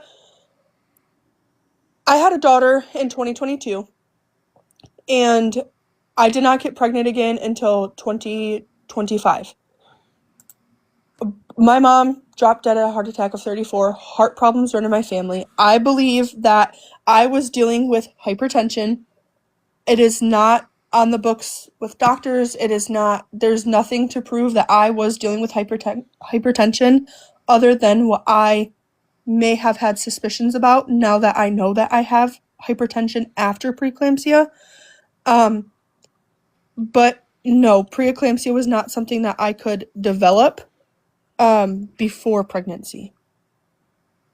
But I am still, most women Right. do not deal with high blood pressure from preeclampsia this late after, and I am still dealing with high blood pressure. Right, but this is all a result of the pregnancy, right? Not necessarily. No, I could have had it before and not have known. I believe. But would it have been deadly to you? It could have been, yes. High blood pressure can be deadly, yes. Oh, well, in the sense that everything is deadly, right? Or, everybody's going to die of something. But the fact that you had an acute condition, right, with preeclampsia, you said? Yes. Yeah. So this was an acute condition that required medical intervention, or no? Yeah, I don't say, yeah, yes. Okay. And so that's the part that I'm not getting. Like, if God made it so you were pregnant, right, only to have that result in preeclampsia, I don't understand the justice there. I do not believe that it was God that took my baby, but I do believe that God didn't. God knew, right? God knew, yes, but God didn't step in for a reason. I believe in the devil, so I will say the devil definitely has things to do with. Has stuff to do with. I believe that the evil in this world comes from the devil. The devil can't do anything without God letting him. And that is very true. God decides when he's going to step in and when he's not going to step in. So why would he sit by and watch that? I have no idea. I believe that there's a reason. I may not know it If yet. there is a reason, I, it's got to be a bad one, because I it just sounds messed up on every level to me. Like I and and that's how physically I almost feel. threw up when you said that. That's how I felt. But there is definitely, I believe, even with God out of the picture, everything happens for a reason. Correct? Can you agree with me there? Sure, might not be a good reason, but Yeah, I mean, it depends on what you mean by No, reason. Like, if you're talking bad, like an bad or overriding, not, good or bad or not, God and the devil both out of it. Literally everything happens for a reason. yeah, but that's kind of a deepity, right? That's like, to the extent that it's true, it's meaningless, right? Like everything happens for a reason. Like the knockout game, right? Somebody just gets jacked in the street, just walking. Some dude, just random person, like goes and clocks him in the head. And you're going to say, well, yeah, we could say there's a reason for it, right? This person, whatever. But that's not the capital R reason that is being talked about when people say everything happens for a reason, right? That there's some overriding intent behind all these actions. That's not the same thing. We're not. That's why I'm saying, like, I would agree that everything happens for a reason in the fact that everything has a cause and effect. But that's not the same type of reason that is generally talked about when you say, like, everything happens for a reason. Okay. I would disagree with you on that. So when you say everything happens for a reason, what kind of reason are you talking about? There's everything. I believe that the reason. I don't know how to explain it. Like I'm at the comments are getting to me and they're flustering me because they are You can turn rude them off. in these. It is bad in these comments. they're all sockos. Don't listen to them. They're sockos. You can all turn of them They them. off. are Do you- talking do you about my know- child, and it is upsetting me. And they Do you are know, horrible. Alyssa, you know you can turn the comments off. I do not know how to do that. I'm just Sure. gonna ignore them. but- I'll just show, it's very quick. You just like tap and press on like Jesus's robe and hold, and then you'll see a thing that says clear display. Okay, I did that. Okay. And that one? But There I you go. believe that like the little things, like the pen dropped on my toe. No, that did not happen for a reason. But I believe the series of events that happens in your life is leading to another thing, and there's a reason why it's happening. If it's to teach you a lesson, if it is to stop you from doing something in the future, or if it's to help you do something better in the future, that is what I believe. Yeah, see, I don't agree with that. To go back to your original, like, this is what you're positing with your original question. You said, like, you believe that everything happens for a reason, right? I would say no, I don't agree. If that's how you're framing it, I would not agree with that. I don't think there is some guiding force that like moves you from one place to the next. I think people learn from experiences and apply that in the future, but I don't think that is driven by some outside agent. And I agree with you. People learn from past experiences. People go through things 24/7. But I also think that it happens for a reason, because in the future you might go through that same situation that you've been through before, and that lesson that you went through, say 2 years ago, teaches you how to deal with it now. So it happened for a reason, because it taught you. I don't know. I got to be honest with you. This sounds like an incredibly privileged position. I'm thinking of people in Laos and in Iraq and stuff like that who are victims of American hegemony, just wantonly dropping like bombs. Like if you did the math on the number of bombs that were dropped in like Vietnam and Laos in the 70s, it would blow your mind. It's an unfathomable number. And I would ask that, like, what is the reason for those people who were just citizens caught in between a war? Like, I don't agree with it. all right, but what's the reason? I couldn't tell you. I wasn't around back then. I don't know nothing about the Vietnam War. Right, but what would they get out of it? Like, you're Nothing. saying these things are for like the betterment. I'm asking, like, what would be the betterment? Nothing. But Right, I agree. Yeah, exactly. It's just bad shit. That's the privilege part I'm talking about, because you in your life, you've had your tragedies, and I'm sorry for those, but you have not experienced like just wanton death from the sky, right? But that happens. That's a very real thing. It's happening today. We killed 180 girls in an Iranian school for what? Mm. Um, That was this year. That was a couple months ago. yeah, I think that politics play into a lot of your guys debating. Um, That doesn't matter. It could be it for does matter anything. because I have different opinions on you. Like, I do not believe that I'm not, I have no part of politics. I do not pay attention to anything Those political. those I pay girls didn't have attention. any part in politics. Listen, I pay attention to, I will say that I do pay attention to the amount of people that were killed or the, how can I put this? I don't want to be rude, but I do not believe that. I don't believe in any type of war. I don't believe in the United States bombing other countries. I don't believe in other countries bombing the United States, but I do not You believe are in. not going to like the Old Testament. Oh yeah, God is so down with that. But Wow. I mean, imagine if they had bombs, Yeah, that would you wouldn't even I need a have sword. different. Y'all just I say, have different. nuke all the nations that are among the nations that I'm giving you as an inheritance. I have different political beliefs, I believe, than you guys. I mean, probably. I'm actually concerned about. Yeah, I mean, if you don't follow politics, most certainly. But Yeah, what are I'm the not. But what are the political beliefs of those girls in that school that were bombed? I have no idea. If you had to guess, a bunch of 6-year-old girls what their Probably political they stance might probably be. do not have any. Right. It's not about politics.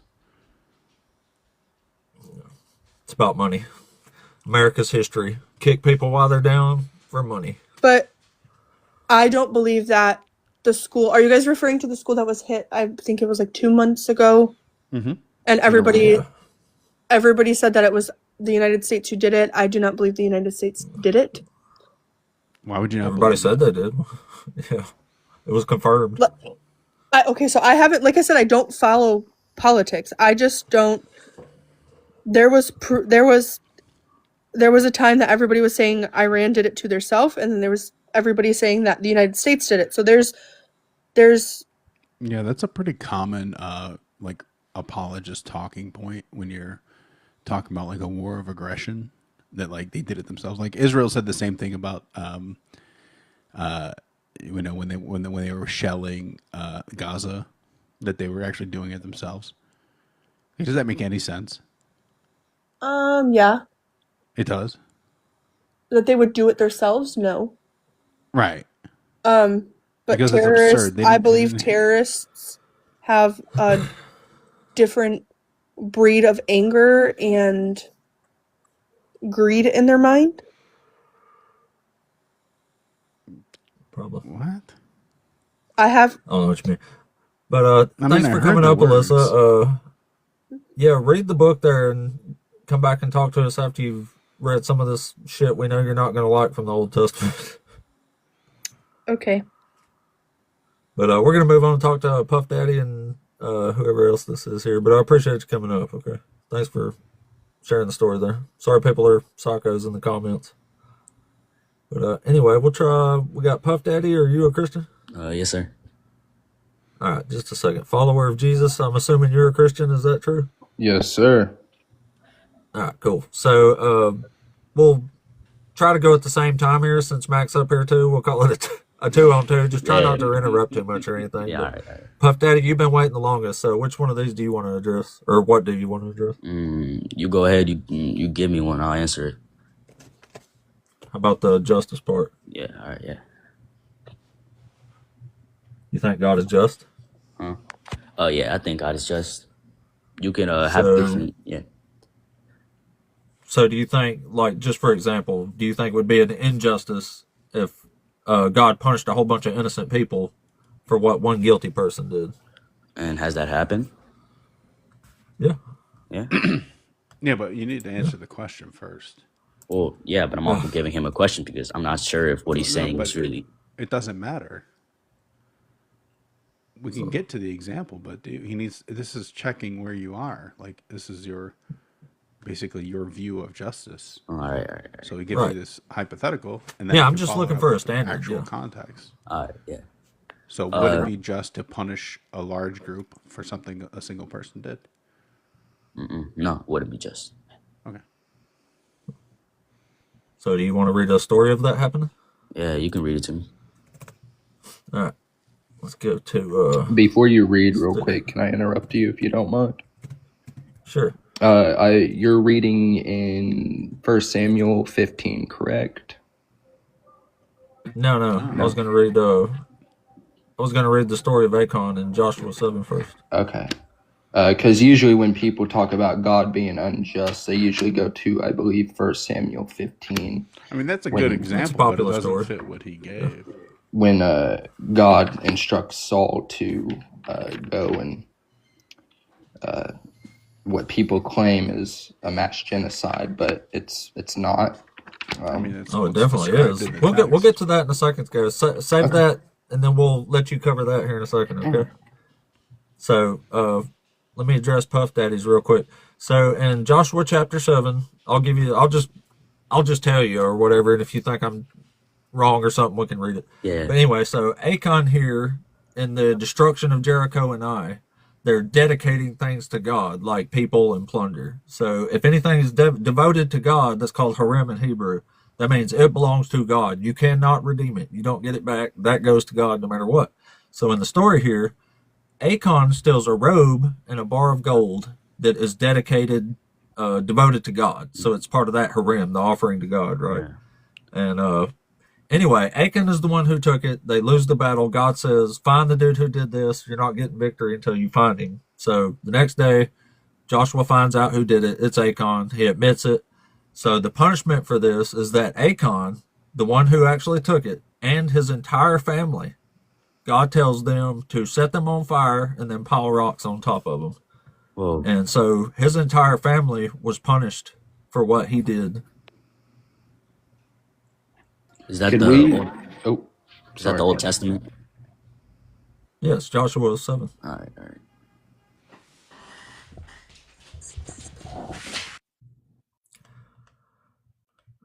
Joshua here in 25, it says, Joshua said, why did you bring trouble on us? The Lord is bringing trouble on you today. And all Israel stoned him to death, and they burned them with fire and cast stones on them, and raised over him a great heap of stones that remains to this day. Then the Lord turned from his burning anger. Therefore, that place to this day is called the Valley of Achor.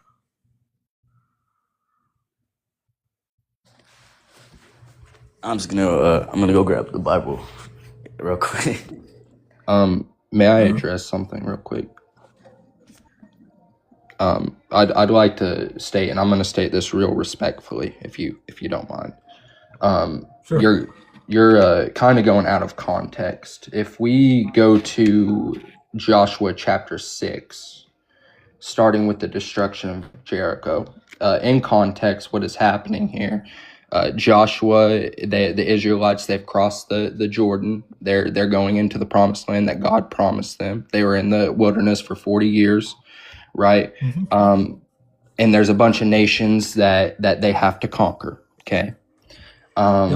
So if we read even before Joshua chapter 7, we can start in like verse Joshua 6:21.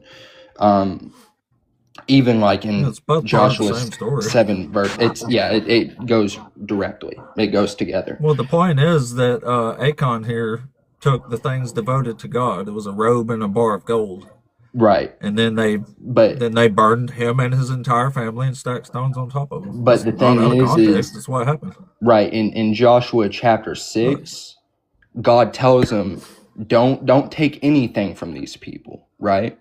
We can even go, hold on, just that's hear exactly me out. what I'm saying. Hear me out, okay? He took some of the devoted things, and the anger of the Lord burned against the Israelites. Right. So my question is when do you have children by chance? Yeah. You do. So when they do something you tell them not to do, you punish them, correct? Yeah, but not by setting them on fire. Okay. Well, so we also have to realize that it was a different time, right? And the things that he it was took, good to set them on fire. and the things that he took Matter of fact, do you care if we just read Joshua chapter 6, just starting in verse 1? Well, I don't Word want to for read word. the whole chapter. I didn't say anything out of context. I said exactly what you just said. Like, But he you're took things devoted to God. That's what I okay. said. I said harem. That's harem or haram in Hebrew. Mhm. He took what was devoted to God. This is a grave sin. So God punished him and his entire family. Right, That's but what I'm addressing here. Like, the actual story doesn't matter too much. I'm saying Achan took this, and his entire family, including the women and children, were punished by being set on fire. but the thing is you also have a bonus topic, and you say that we don't give a crap about context. Let's Yeah, let's I read. didn't say you're taking it out of Right, context. right. I'm Well, saying I'm agreeing with you. okay. I'm saying that's what I said. He took the things devoted to God, but it Right. was Achan who took it, and that's my point. But Achan and his entire family are put to death for this. Right. But let's Yeah. read in starting with the verse 1 in Joshua chapter 6 to see fully We What is don't that, what read is it. that What going to point? do for you? What point do you want to make with reading that? because you're sitting here trying to story. You're trying to story What the is it Bible. going? What is the context? What is the context? Well, the context is the Israelites are taking the promised land that God promised to them, right? Yeah, we What know does that have that. to I do never with the denied that. story of Achan? I agreed with you. Okay. Do you care if I just start reading? Yes. Is that okay? Yes. Okay. What is the point in reading all that? I We don't want mean, to we hear want to you read it get the all. facts straight. Everybody's correct? on the same page. What facts are we getting wrong that you need to correct? Okay, so well, one, we have all kinds of stuff going on here. We have the destruction of Jericho. Okay, then we continue. Jericho and Ai, yeah. Hold on, yeah, and Ai. Yes, we have the defeat of Ai. Not Ai, Ai. That's how you pronounce it. It's just called Ai. Okay, I'm just gonna say Ai if that's okay with you. And then we You get to pronounce the it sin of Achan. improperly if you But like. you were saying that the reason why Achan was Wow. punished by God is because he took something. But also, Yeah, that's let's what it read in says. here. I Let's read it. see. Let's. Can you give me the verse? Yeah, it's in the first verse of Joshua 7. It says, "But the Israelites broke faith in regard to the devoted things." That's haram in Hebrew. That's what I was talking about. Committed It says a Achan, trespass son of regarding Carmi, the. son of Zebedee, son of Zuba, of the tribe of Judah, took some of the things devoted to the Lord. And Okay. the anger of the Lord burned hard against Israel. What That's what I said from the beginning. what version are you reading? This is the NRSV UE. Yeah. Okay. I'm gonna read out of the NKJV if that's okay. That's fine.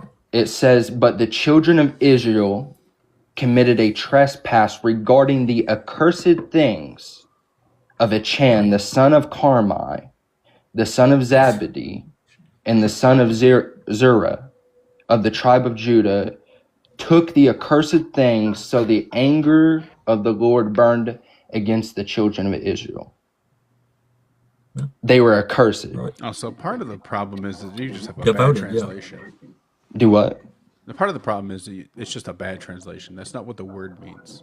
It's not a cursed, Yeah. like it's devoted. The word is devoted. Devoted. The word means that they are, like Ape explained, if something is harem, it is devoted to God and cannot be redeemed. It must be destroyed, whether it's a person or a property or an animal. It must be destroyed. There is no redeeming it. And if you take it from God, you are stealing from God. Right. Right? So Same thing with leaving Saul alive, because humans are included in that.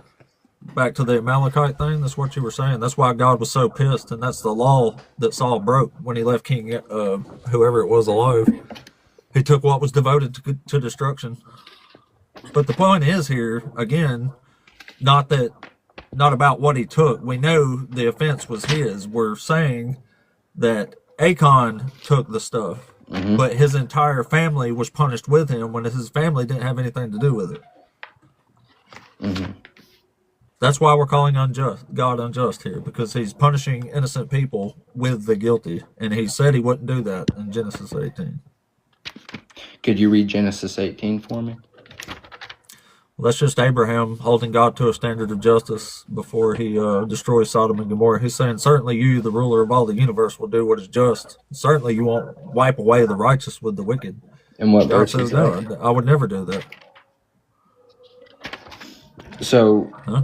what you're doing is you're implementing something that happened in Genesis 18, and you're using that standard to what's going on in Joshua chapter 7, is what you're saying.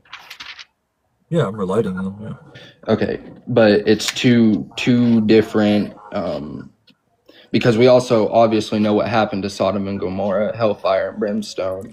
Well, I'm going to Um, Genesis 18 because God's putting forth a standard of justice in that chapter. Here in Joshua 7, he's clearly not. So I'm just going to Genesis 18 just to show Right. you the standard to But they explain Joshua 7.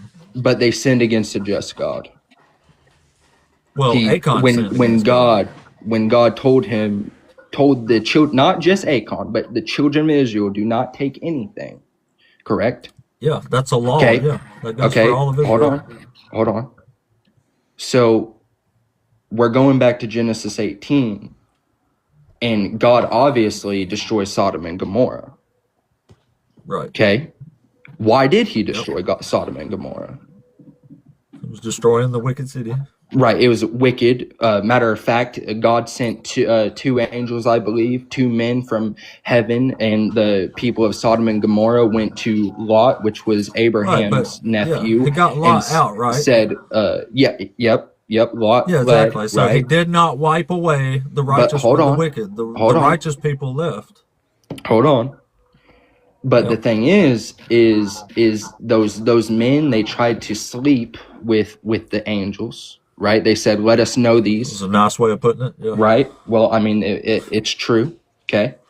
And then God ends up destroying. The, the righteous man offered up his 2 virgin daughters to be raped all night. He did. Yeah. And he was regarded as righteous, right? I mean, he was, yeah. But his wife. Trying to save the angels. He said, you can have my daughters, they're virgins. You can do whatever you want with them. Just leave the men alone. Would you consider Mac, righteous? may I ask you a question? Yeah. You were referring to Laos and the Vietnam War, and you were referring to the bombs earlier when you were talking to Alyssa. Are you familiar with the atrocities committed by the Empire of Japan towards the Chinese people at the start of World War II? Mm-hmm. You are. Okay. So my question being is, you were referring to also the United States bombing Iran, okay? Mm-hmm. And you were using that as of, okay, well, that's God's fault that these people are no. Okay, what were you? Why were you bringing that up? Because she was saying everything happens for a reason. Mm-hmm. So, is it God's fault that was happening? God doesn't exist. You don't think God exists? No, why would I think that? I mean, because the cosmos obviously point to a creator. You cannot tell me. Hold on. You cannot sit here and tell me. If we could just get back to Joshua 7, that would be great. This is a weird sidetrack because your argument's falling apart. But. Yeah, let's stick on Joshua 7 here. So we're saying God is unjust because he is punishing the innocent along with the guilty. So do you think that's justice or not? Just explain that. We don't need to jump off or whatever. So he's punishing the innocent along with the guilty, is what you're saying? That's your argument? Yeah, I mean, did his children steal? No, I don't believe, but it does say, but the children of Israel committed a trespass. Yeah. Okay, it's not just talking about that one person. No, it says his anger burned against the Israelites. It doesn't say all of Israel took the devoted things. It says Acon took them. He admits it. Right. So check this out, okay? So the children obviously didn't take anything, yet they were still set on fire along with Acon. So look. It says, but the children of Israel committed a trespass regarding the accursed things for Acon.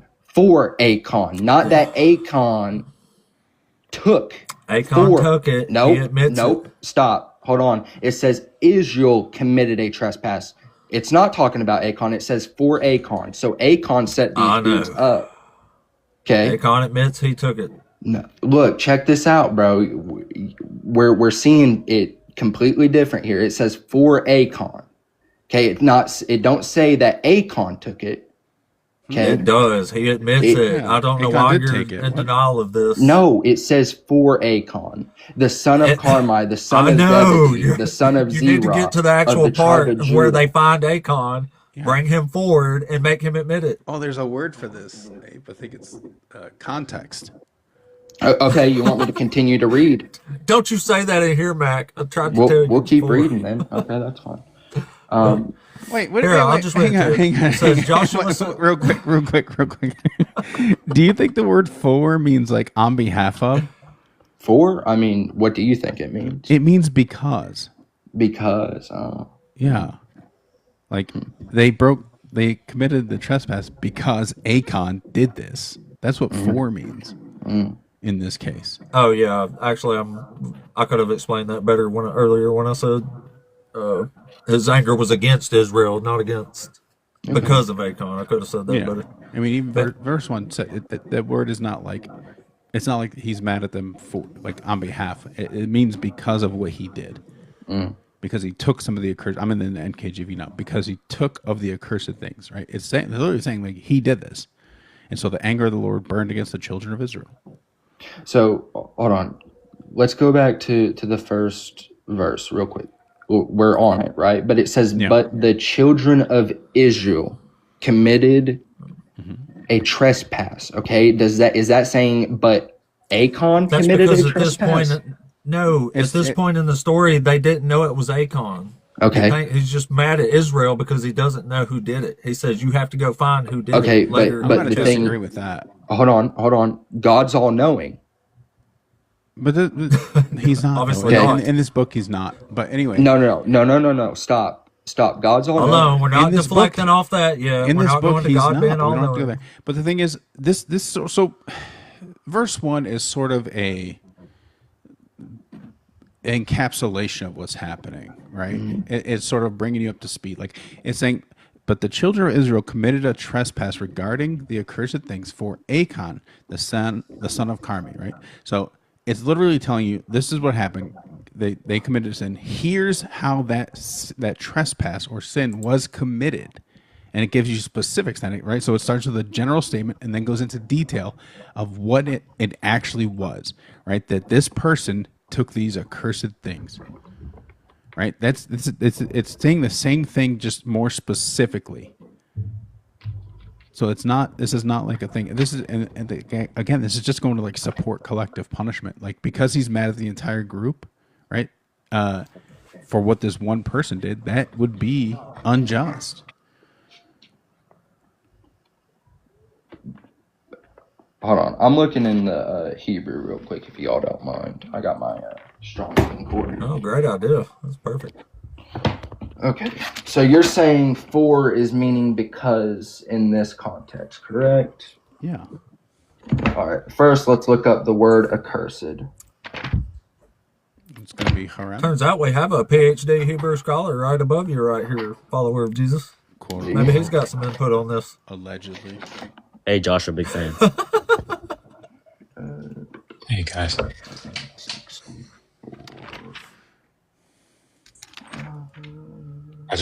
I'm just excited to hear the analysis.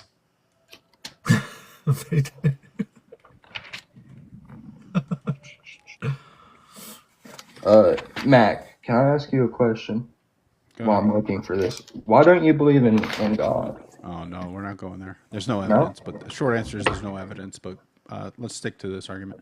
So do you so believe in the Big Bang? the word is Follower. haram. Oh my goodness. I know that this is going to be a little touchy because like you've now committed yourself to something with the Hebrew, but just stay with it, big guy. Mm-hmm. Yeah, just very, very briefly, the word is So, haram, like the host is It's saying. cherem or karem, and it means here. Let's see. A It says devoted thing. usually a doomed object. Accursed thing, cursed thing, devoted, destruction, devoted thing, dedicated thing, destroyed. But the first thing that it's saying is it's accursed. It's doomed. Which the thing about Hebrew or Greek is one word can mean multiple different. Yeah, that's why the Brown Driver Briggs is useful, because it tells you how it's being used in particular verses. So right here it says Joshua 7:1. This is under the definition of a devoted thing. Okay. So like we were saying, right. That's what it says in English too. It says they took devoted things. Yeah. So it's a proper translation. Mm-hmm. So, and then you were also saying that for means because? Yeah. Okay. And what gives you that idea, if you don't mind me asking? Just, basic sentence structure. Okay. It's telling you, it's basically telling you why. Okay. Also, if I'm sounding rude or disrespectful at all, I'm sorry. Oh, no worries.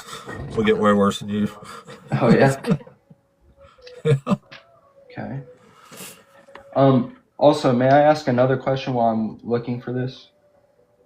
As long as it's relevant to what we're on right now. Okay. Well, it's about the grape situation. I wonder if there's even a word for in there. Yeah, I don't think there is. I don't think there is, because a lot of translations leave it out. It's usually attached to other words. Yeah, it's like a lot of translations in with the word that it's using. Yeah, I feel like it was like a readability thing. I can explain it. It stems from KJV. Yeah, go ahead. So the construction is called the Vav consecutive imperfect. It's a narrative form. So if you look through any narrative in the Hebrew Bible, you'll see it over and over and over again. If you do it really woodenly, it'll be like, and it happened, and it happened, and it happened. But in certain constructions, or in certain syntactical constructions, you can see that it has relational aspects from one clause to another. So in this one, like if you were to do it, I don't know, super woodenly, it would be, sorry, I went to chapter 22, but if it's so, and the sons of Israel committed a trespass in or against the ban, and very woodenly it would be, and Achan, the son of Carmi, the son of Zabdi, the son of Zerah, whatever, took. Mm-hmm. So that word "and" is that Vav consecutive imperfect construction.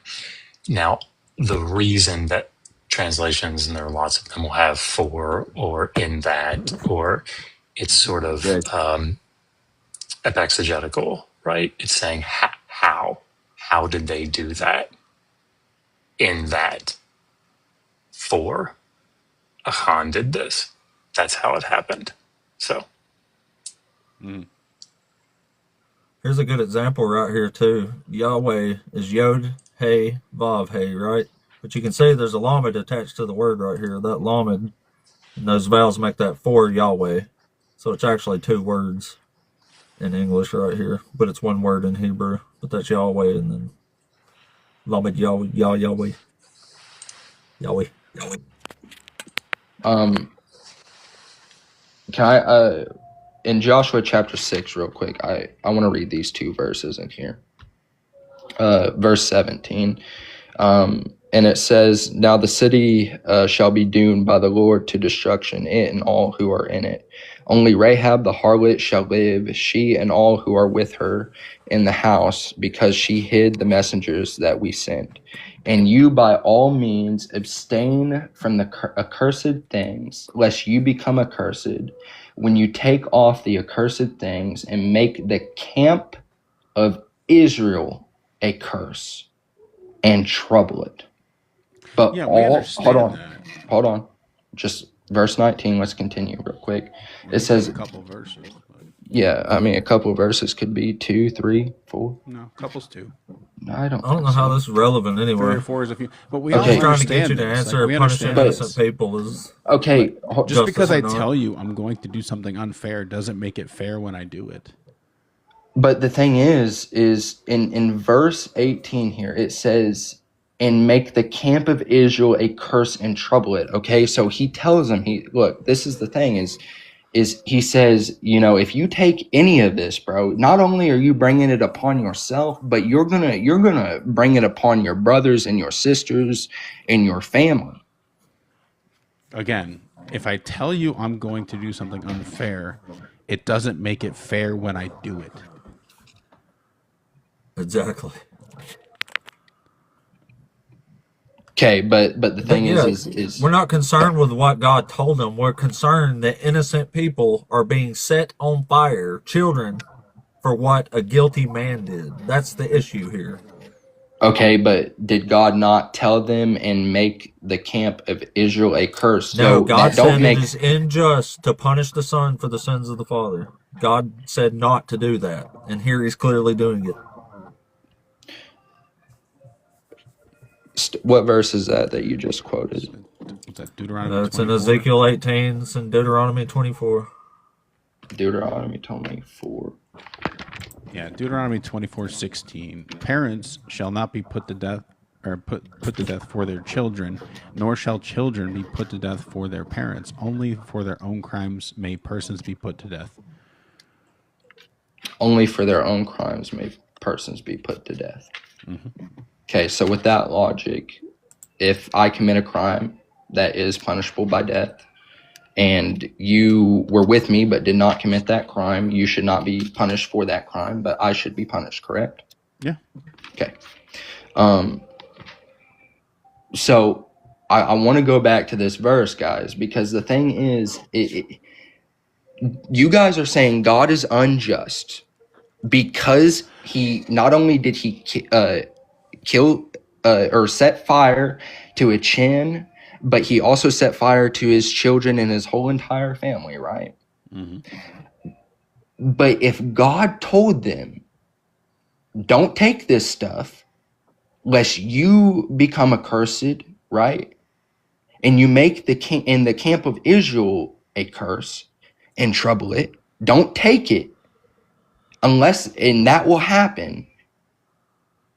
So in what I'm getting towards is God told them already, don't do that. But they disobeyed God, and God smacked them up for it. And then punish the sons for the sin of the father, which Right. he said is unjust. But did God not just tell them that you will make the camp of Israel a curse and trouble it? Your best argument here is a contradiction. It's not. It is. You're presenting No, us because with- we're you're presenting us we a contradiction. okay. So let's talk about war for a second. Okay. Huh? Listen, no, hold on. What? Just use your plain logic here. Okay. Is it justice or not in your mind? If you have any sort of standard of justice at all, is it ever justified to punish innocent children because this guy did something bad?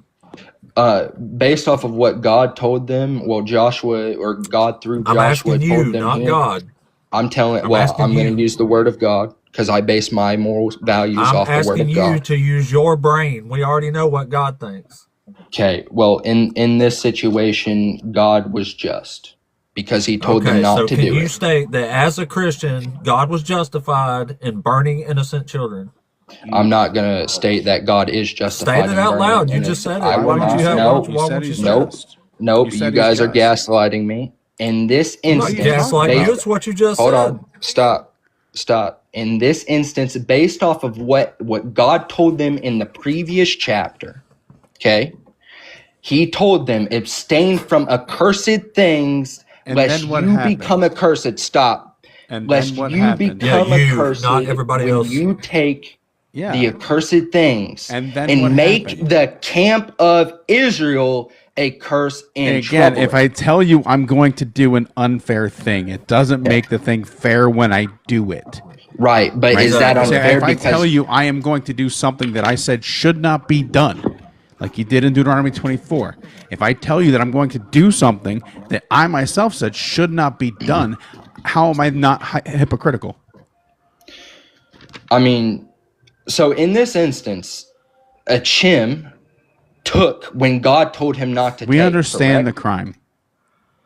Yeah, we're not Correct. talking about him. We're talking about the children that were set on fire who were completely innocent Okay. along with him. Okay, That's who we're addressing here. you guys Okay. know where So if you the don't think God was unjust for doing this, just state that as a Christian, I do not think God was unjust for setting innocent children on fire. do you know where the robe and the gold were found? Under the Yeah, tent. the city of Ai. No, under the That was tent of, plundered. and what was the tent? The family tent, right? Does that mean they knew it? Because it was buried. Does that mean the family knew it? Is that your contention? Buried under the family. You're telling me they didn't see anything? What were they doing? Do you know they did? I don't know. I'm asking you. No. Do you know they did? It said the family tent, so I'm assuming So what? the people from Israel.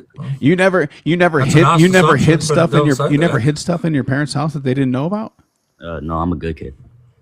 And I think you're lying. Lying is sin. Liars go to the pit. You're right, sir. I'm sorry. Right. So you can hide something in your family's dwelling that they don't know about. Well, yeah, It was but buried. It was buried. It wasn't just like sitting there as a lump. was it God who stoned them, or was it Israel? God God told ordered them it. to. So when they found it under the family tent, I'm not saying this is right for what happened, but I'm saying what I think is they assumed the family was involved. I mean, it doesn't even say So? that. It literally says God's Achan the did one. it. Yeah, Verse 1 God- says Achan Yeah, did he it. took the blame. All right. Like you're then arguing about with the Bible because it doesn't say Achan's family did it. It says he did. In verse 15, Joshua 7:15, it says, "Then it shall be that he who is taking the accursed thing shall be burned with fire, he and all that he has, because he has Yeah, transgressed the including covenant, oxes and donkeys. I of the wonder what the Lord. donkeys and sheep did. and because he has done a disgraceful thing in Israel." So just reconcile this with Deuteronomy 24:16. Okay. Can we read before and after Deuteronomy 24:16? You can, but they're miscellaneous. Can you just laws. state that as a Christian, we don't think God was unjust for setting these children on fire? The fact that they transgressed against the covenant of the Lord, God was not Oh, unjust. these children did? So The children did? God clearly told them, "Do not take what Okay, is so here." just state for a Christian, these children were Okay, guilty. you're and putting deserve to words be in my set on mouth. I don't fire. understand this. Like, if you think I'm it's trying right, to get you to admit stand in on plain it. words what you're telling us is what I'm But trying God's to do. not unjust, and God was not unjust. Okay, in then, this then say that it situation. wasn't unjust when he did this. Read in context of what's going on. So then say that it wasn't We are. unjust when God demanded that the children be burned with their father. Right. So I'm going to go back to Joshua chapter 6, starting in verse 17 and 18, and Right. let's But read why what won't God you just tells them. acknowledge the logical implication of what you've been arguing? Why don't you just acknowledge that it was just? And why for don't God- you for- read the that it was scripture? just for God? Just acknowledge that it was just for God to burn these children alive with their father. That's what you're arguing, but you're afraid to say it because you know how it sounds. No. Then say You it. guys ain't reading scripture. Was it just? tell us was the it verdict. just? Yes or no? Was it just for God to demand that those children be burned Did they alive? sin against God? No. No. They didn't. What did they do? What was their sin? Okay. We know that. So again, And I'm even going to if they read verse did, 18. maybe the children didn't What deserve was to be their set on sin? fire. I'm going to read verse 18 again, one more time Oh my for God. you guys to hear. It says, not "And 18. you by all means abstain from the accursed things, lest you become accursed when you take You're off just arguing that it's just. So fucking say that it's just. Yeah, I mean, just say it. So my question is am I arguing, or is the word of God defending itself? You are making the argument that God is just for burning these people alive. So just stand on it. Did they sin against God? No, they literally did not. They didn't, but God told them not to take the accursed They things. correct? didn't. And they He didn't. did. Achan did. They didn't. But That's the look, entire check crux this of the conversation. Again, we can go back to verse 1. It says, "But the children of Israel committed Oh a my Did all of the God. children? You're Did just- all of the his- children of his Israel brain's take been it? broken at this Can- point. can I- Just let sorry. Dr. Josh try, and then we're going to move on. This guy's brain's broken. He knows. He fucking knows. No, Father, would you just read one more verse for me? Can you just read Joshua 22:20? I'm not going to go out of context of what we're talking about. I got you. I promise. I got you, Dr. I promise I won't ask you to do that. Do what? I promise I won't ask you to do that. On top of that, we're in Deuteronomy 24. We're in Joshua 6 and 7. Do you want me to read it? I got it. You for can you if you don't like. But I don't come up here to win a debate, to be honest. I come up here That's a to- good thing because, oof. Yikes. Yeah. Did not Achan, son of Zerah, break faith in the matter of the devoted things, and wrath fell upon all the congregation of Israel? And did he not perish alone for his iniquity? Yeah, so a couple of things here. That verb in 7:1, ma'al, yeah, it's in the plural there, and the sons of Israel, right? That's what you were referring to. Here in 22, when it's being recounted, that verb ma'al is referenced only with respect to Achan, right? So he's the one that did it. And the text says that the wrath of, the wrath from Yahweh, fell upon the entire nation. But it says, and that man did not perish alone in his iniquity. So that the point here, I think, if we're talking about the context, is that chapter 6 and chapter 7 are being used to contrast one another, right? They're juxtaposed. So on the one hand, in chapter 6, you have the entire city of Jericho that's been completely unalived, except for the one faithful follower who was a foreigner.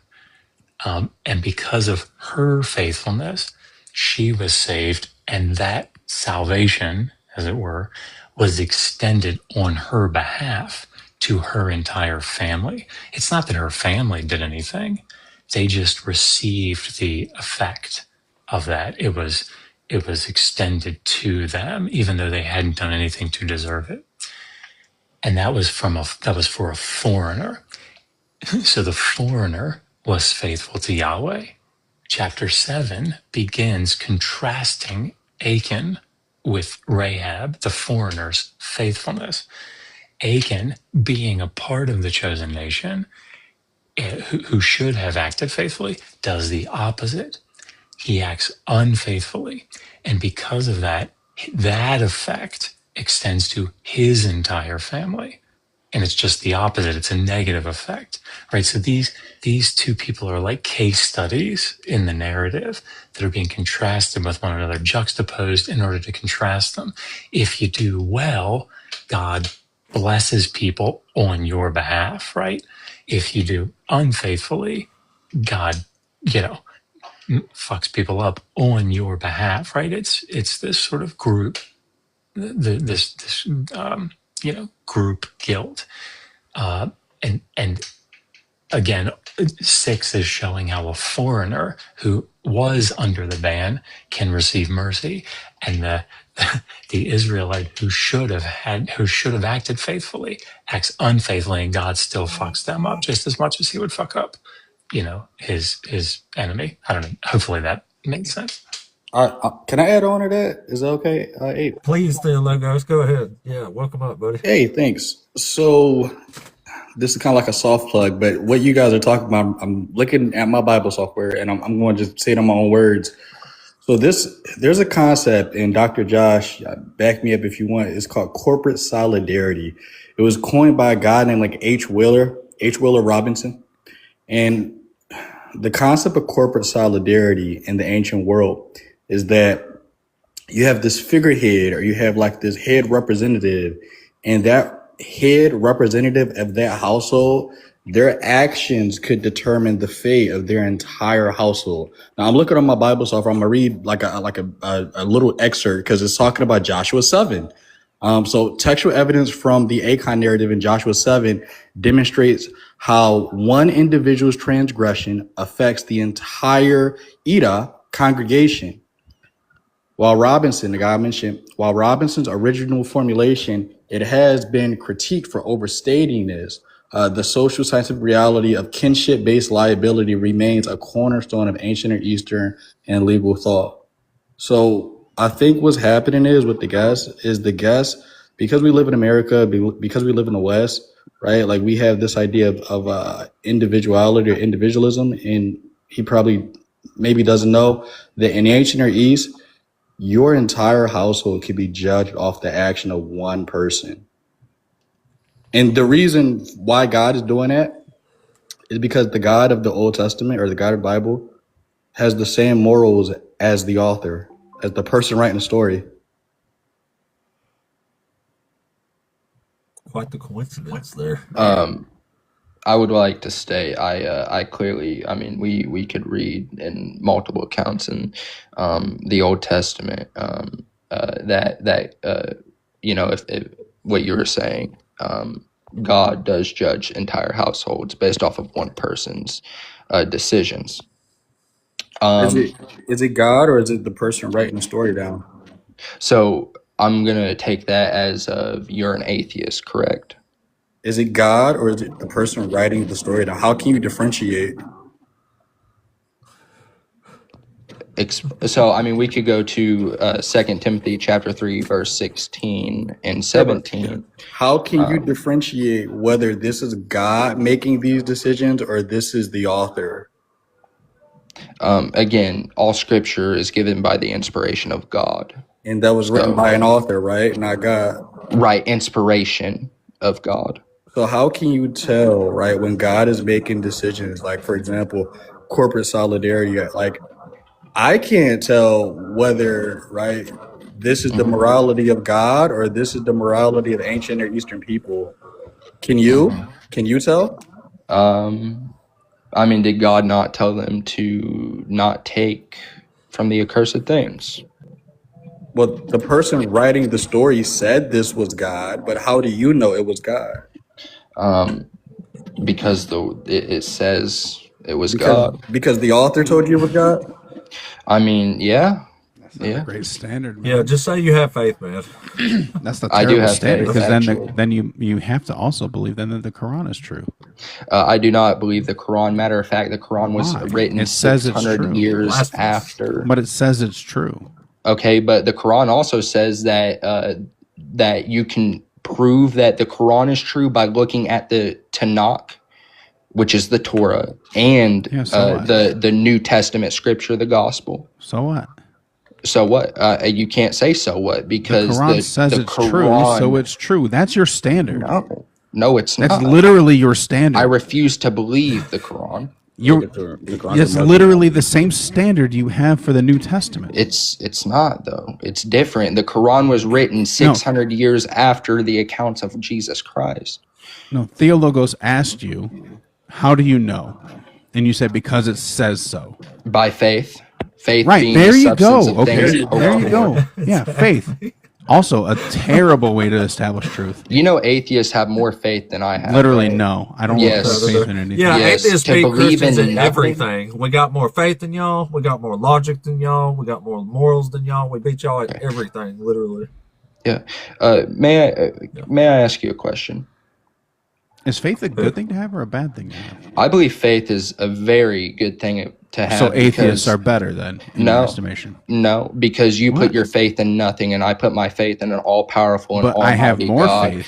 You who said sent faith his is good, son and I have to- more faith. I said that it does take faith to be an atheist. You said, right, you said more faith.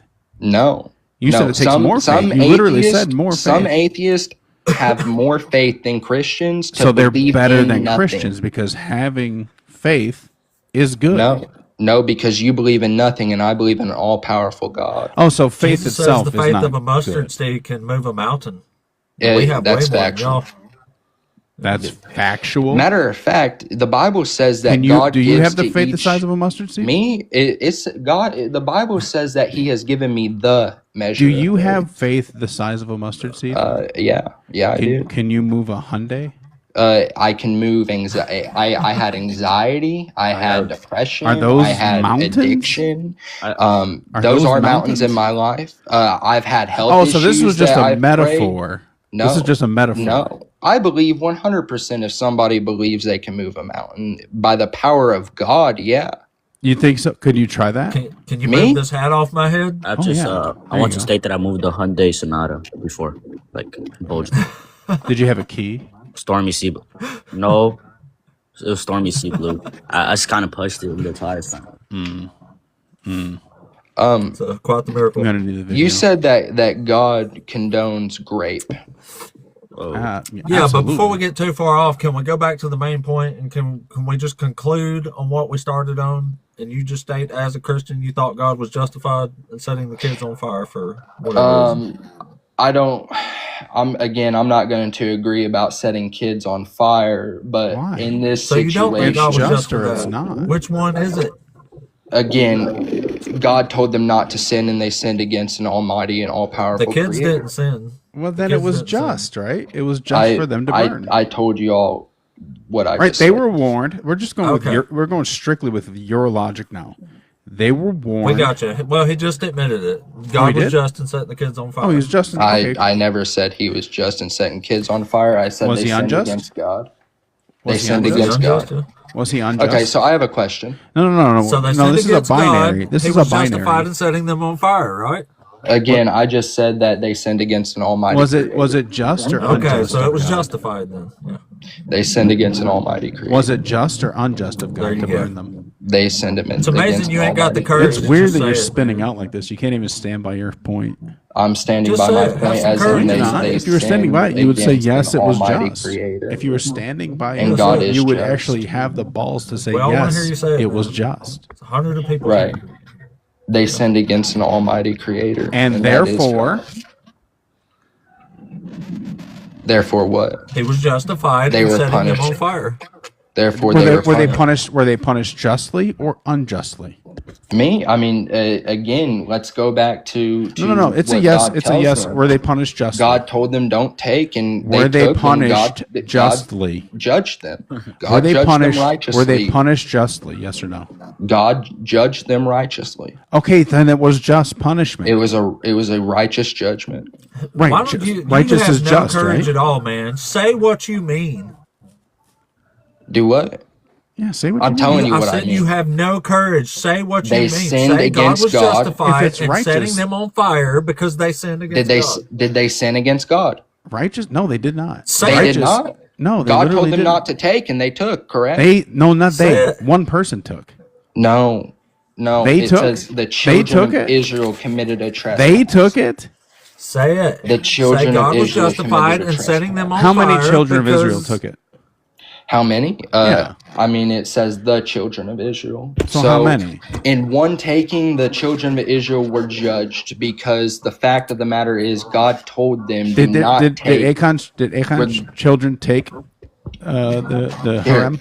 you know, matter of fact, I'll just start reading in verse 10 and let's read in full context. No, No, we're we're not not doing going that back shit. there. Just No? look, we've already went through all this. You Just just- say out loud that God was justified in setting children on fire because they sinned against God. That's I all we just wanna said hear. God righteously judged them. So is it just? Say he was justified. God is a just God. Say he was justified. He was justified in punishing Achim for And? sinning. And The his children of by setting Israel them for on fire. sinning against him. Burning That's his what I'm gonna children. say. Wow. Burning his children. This is so him, cowardly. right? It's ridiculous, man. Okay. I don't understand the cowardice, man. Can you explain that to me? There's no cowardice, but you're putting It's words absolute in my mouth. It is cowardice. cowardice. You're You're clearly putting dodging words the in my words. mouth. No, I'm not. I'm asking you a We're yes or not. no Are question. you guys are We're telling telling Literally, you me it's to literally- say your no. words out loud. Asking Okay. you a yes or no question. Can I speak? I've Was been it? interrupted. Was it? I'm going to this ask you a entire yes or no time. question. This is not me I'm putting not words in your answering a mouth. yes or no question. You can answer it yes or no. I can explain. No. You can answer this. You can explain after, but you need to answer this yes or no question. Was God just in demanding that Achan's children be burned with him? God was just by punishing Achan. Yes or So no? yes, God- we understand. they- We they understand sinned that against Achan. God. We understand that he took it, so he should have been punished. They sinned against God. Were his children justly punished by God? Okay, so I have a question. No. You're not running from this because if you don't answer this, you're And just this going is to get the dropped. this is the You're gonna last get chance, dropped. so we're gonna drop you after this. We've reached Because the you all point. won't let me speak. No, because you We- are we- a fucking Oh coward, my God. Okay. and you can't You've been stand up by here what for you're an saying. hour. Like you're a little bitch We've been baby. trying to get you to clearly say your words for an hour now, and you refuse to do it. God was just. There you go. I mean, you're getting dropped anyway because God's you, a just but- God. Yeah. Thank you. What do you think of that, Puff Daddy? I think let's see. I think the punishment was right, but just the wrong people. Yes. How would that be right then? What do you mean? Like If was- it's the wrong people, how was it? What the do you right mean? punishment? Like I'm talking about the guy. Like the guy did it. He should be punished, but not the children. You know, right punishing the wrong people. Restriction. Well, then it's wrong. Well, yeah, that's what I'm just. That's what But I then just it's said. wrong. What? So I'm saying you think it was unjust? I'm saying it wasn't right. Okay. It wasn't right to punish the children for what the guy did. Punish just the guy. Okay, so why did God want that? Huh? I don't know. I'm not God. God. Well, thanks for hanging out, buddy. Hey, Pat. Pat, are you there? Sorry about that. Yikes, man. Pat? Pat in the house. Oh, hey, yeah. No, What's up, I was man? listening. I was listening. I was wanting to join in on that conversation. I was going to ask a follower of Christ if he believes that the God of the Old Testament and the God of the New Testament are the same God. But Oh, it certainly did. You're not a Christian, though? You don't have... man, I've toyed with it. I have some personal experiences, but I just can't get over, like the shit that you were just talking about. I mean, that's not just. Yeah, it's not. Well, I appreciate you, man. Yeah, we're just looking to talk to Christians, though. But I appreciate you coming up. That's a good question, but I think it would have been pretty obvious at the point we brought you up to ask it. But anyway, let's see. Who's next here? I had Sonia, then Sammy. I don't think Sonia's here.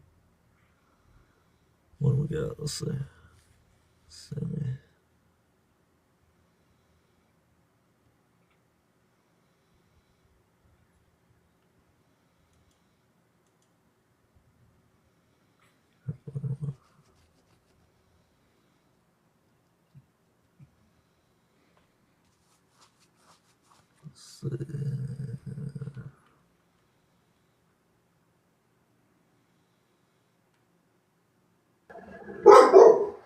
Tucker!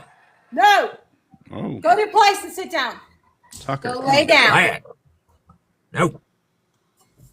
Happily. Are you a Christian? Happily, when you get done Are you up yelling here at the on dogs, purpose? will you tell us if you're a Christian? Happily. Oh, I bye-bye. don't think she's. Bye-bye. Listen, Damn it. sometimes you No gotta, restrictions. speak in a firm tone with your dogs. No, bad. I you're do it not- all the time, You're not actually. if you're not hitting them and you're not berating them, it's okay. No. That's true, though. That's true, though. Anyway, we've earned us a restriction. Yeah, I think that was me. So, oh, was it? I think so. Oh, yeah, it does say that. Well, here, let me drop you down and we'll. Yeah, I was about to head out anyway, but yeah, fun hanging with you. Oh, cool. Well, I was gonna say we'll you. pop you right back up, but Nah, it's cool. I got shit I got to get done before I go to the doctor. So appreciate you. cool, man. man. Good hanging with you. Yes, sir. Appreciate you. Yep. That was Mac Daddy, the Mac Daddy of Daddy Max, Mac Lister. All right, the restriction went away. Shit. All right. Currently, no one in the guest queue for the first time today. It was a little slow today, but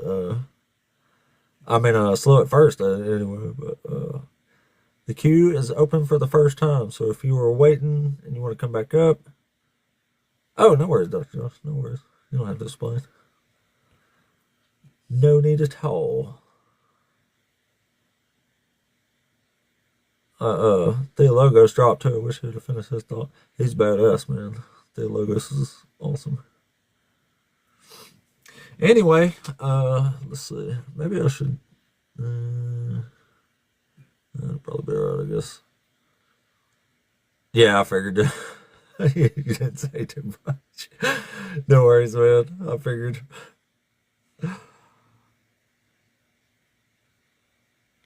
No worries, man. All right. So if you are a Christian or a BHI, we'll give it a few minutes here. We still got a little while, so maybe just pop a reset if we don't get somebody in the next few minutes, because I changed the back again. Damn, it's been a while already, though, hasn't it? Almost 3 hours already. Well, good stuff, I guess, so far. Doing good, Kimberly. Appreciate you for asking. Hope you're doing well as well. Oh, anyway, if you are a Christian or a BHI, the box is open for the first time. Well, since the start, it was a little bit of a slow start, but came right in after that, didn't it?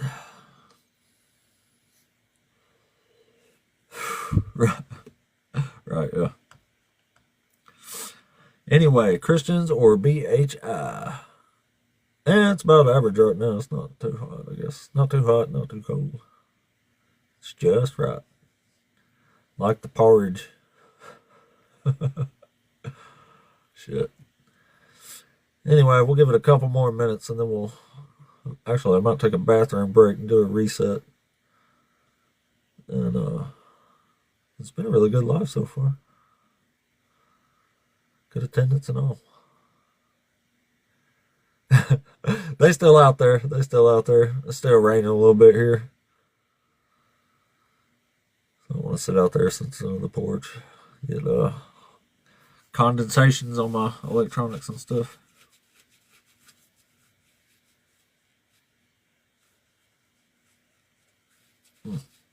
Anyway, a couple more minutes.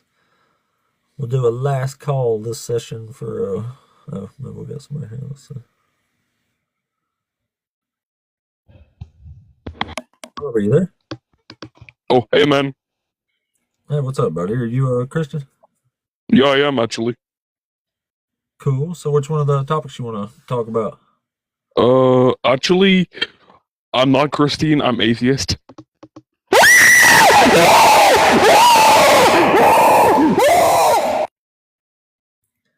Alrighty then.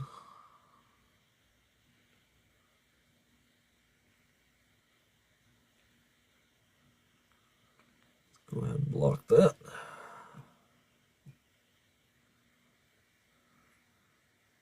Is that all some adults got to do? Like, I can almost picture kids doing that. Like, haha. Like, grown adults. Like, what the fuck? Got nothing better to do. Yeah. It's pretty sad. Pretty sad. I thought I blocked it. I want to make sure. Alright. Yeah. Alright. Last call in the Last call in the Christians or Hebrew Israelites. If you disagree with one of the topics, how did he get back up here? I've got him set to block and he's still requesting up.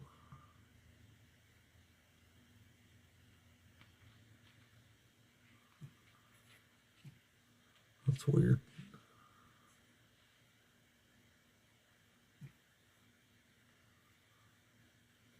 Huh, I set this guy to block and he's still requesting up somehow. How does that work?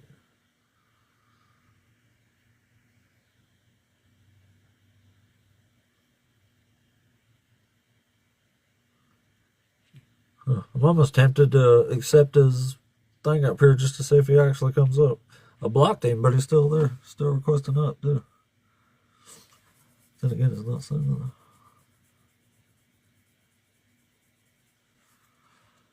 Yeah, you can come on and ask a question for a galaxy, sure. Absolutely.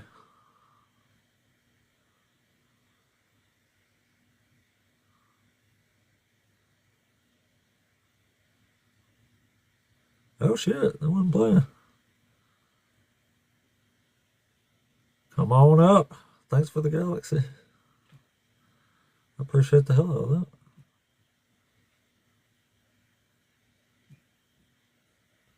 Let's see.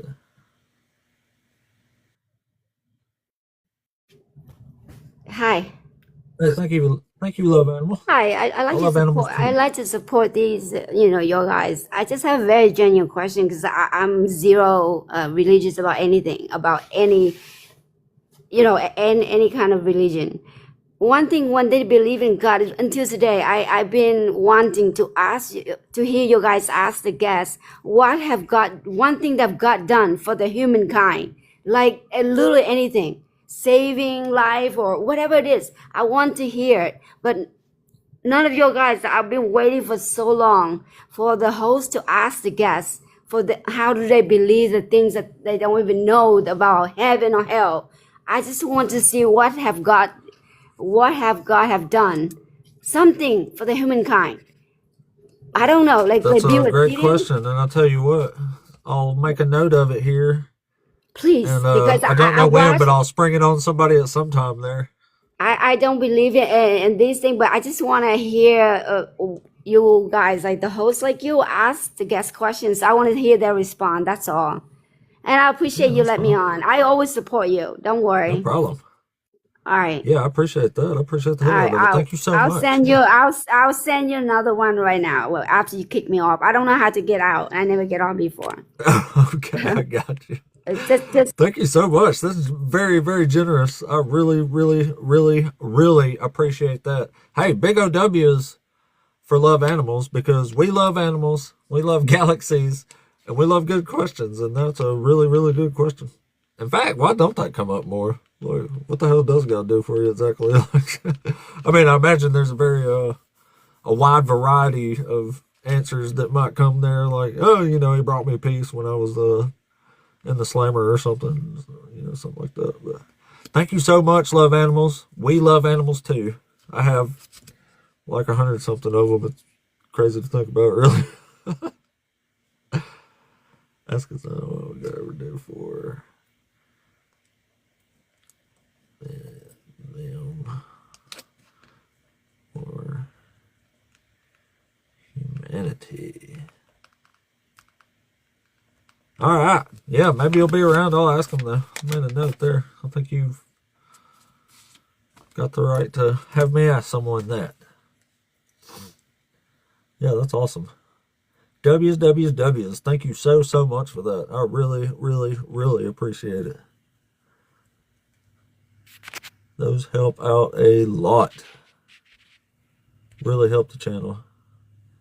Big supports there. Big supports. Well, I'll tell you what, since I'm so pumped right now on that awesome galaxy, I've got like almost an hour left. So I'm going to pop a restart here and take a short bathroom break, and I'll be right back in like, I don't know, 3 minutes maybe. That is a great question. All right, guys, give me just a minute here, and I'm going to splice out, and I'll be back, and we'll jump out another 45 minutes, an hour or so, something like that. So thank you so much again, Love Animals. That was awesome. Thank you. I'm going to pop it. I'll be back in just a minute, so y'all come back in a few. We'll get us another guest in here, no doubt. Anyway, at the risk of getting a guest in here again. But anyway, be back in just a minute.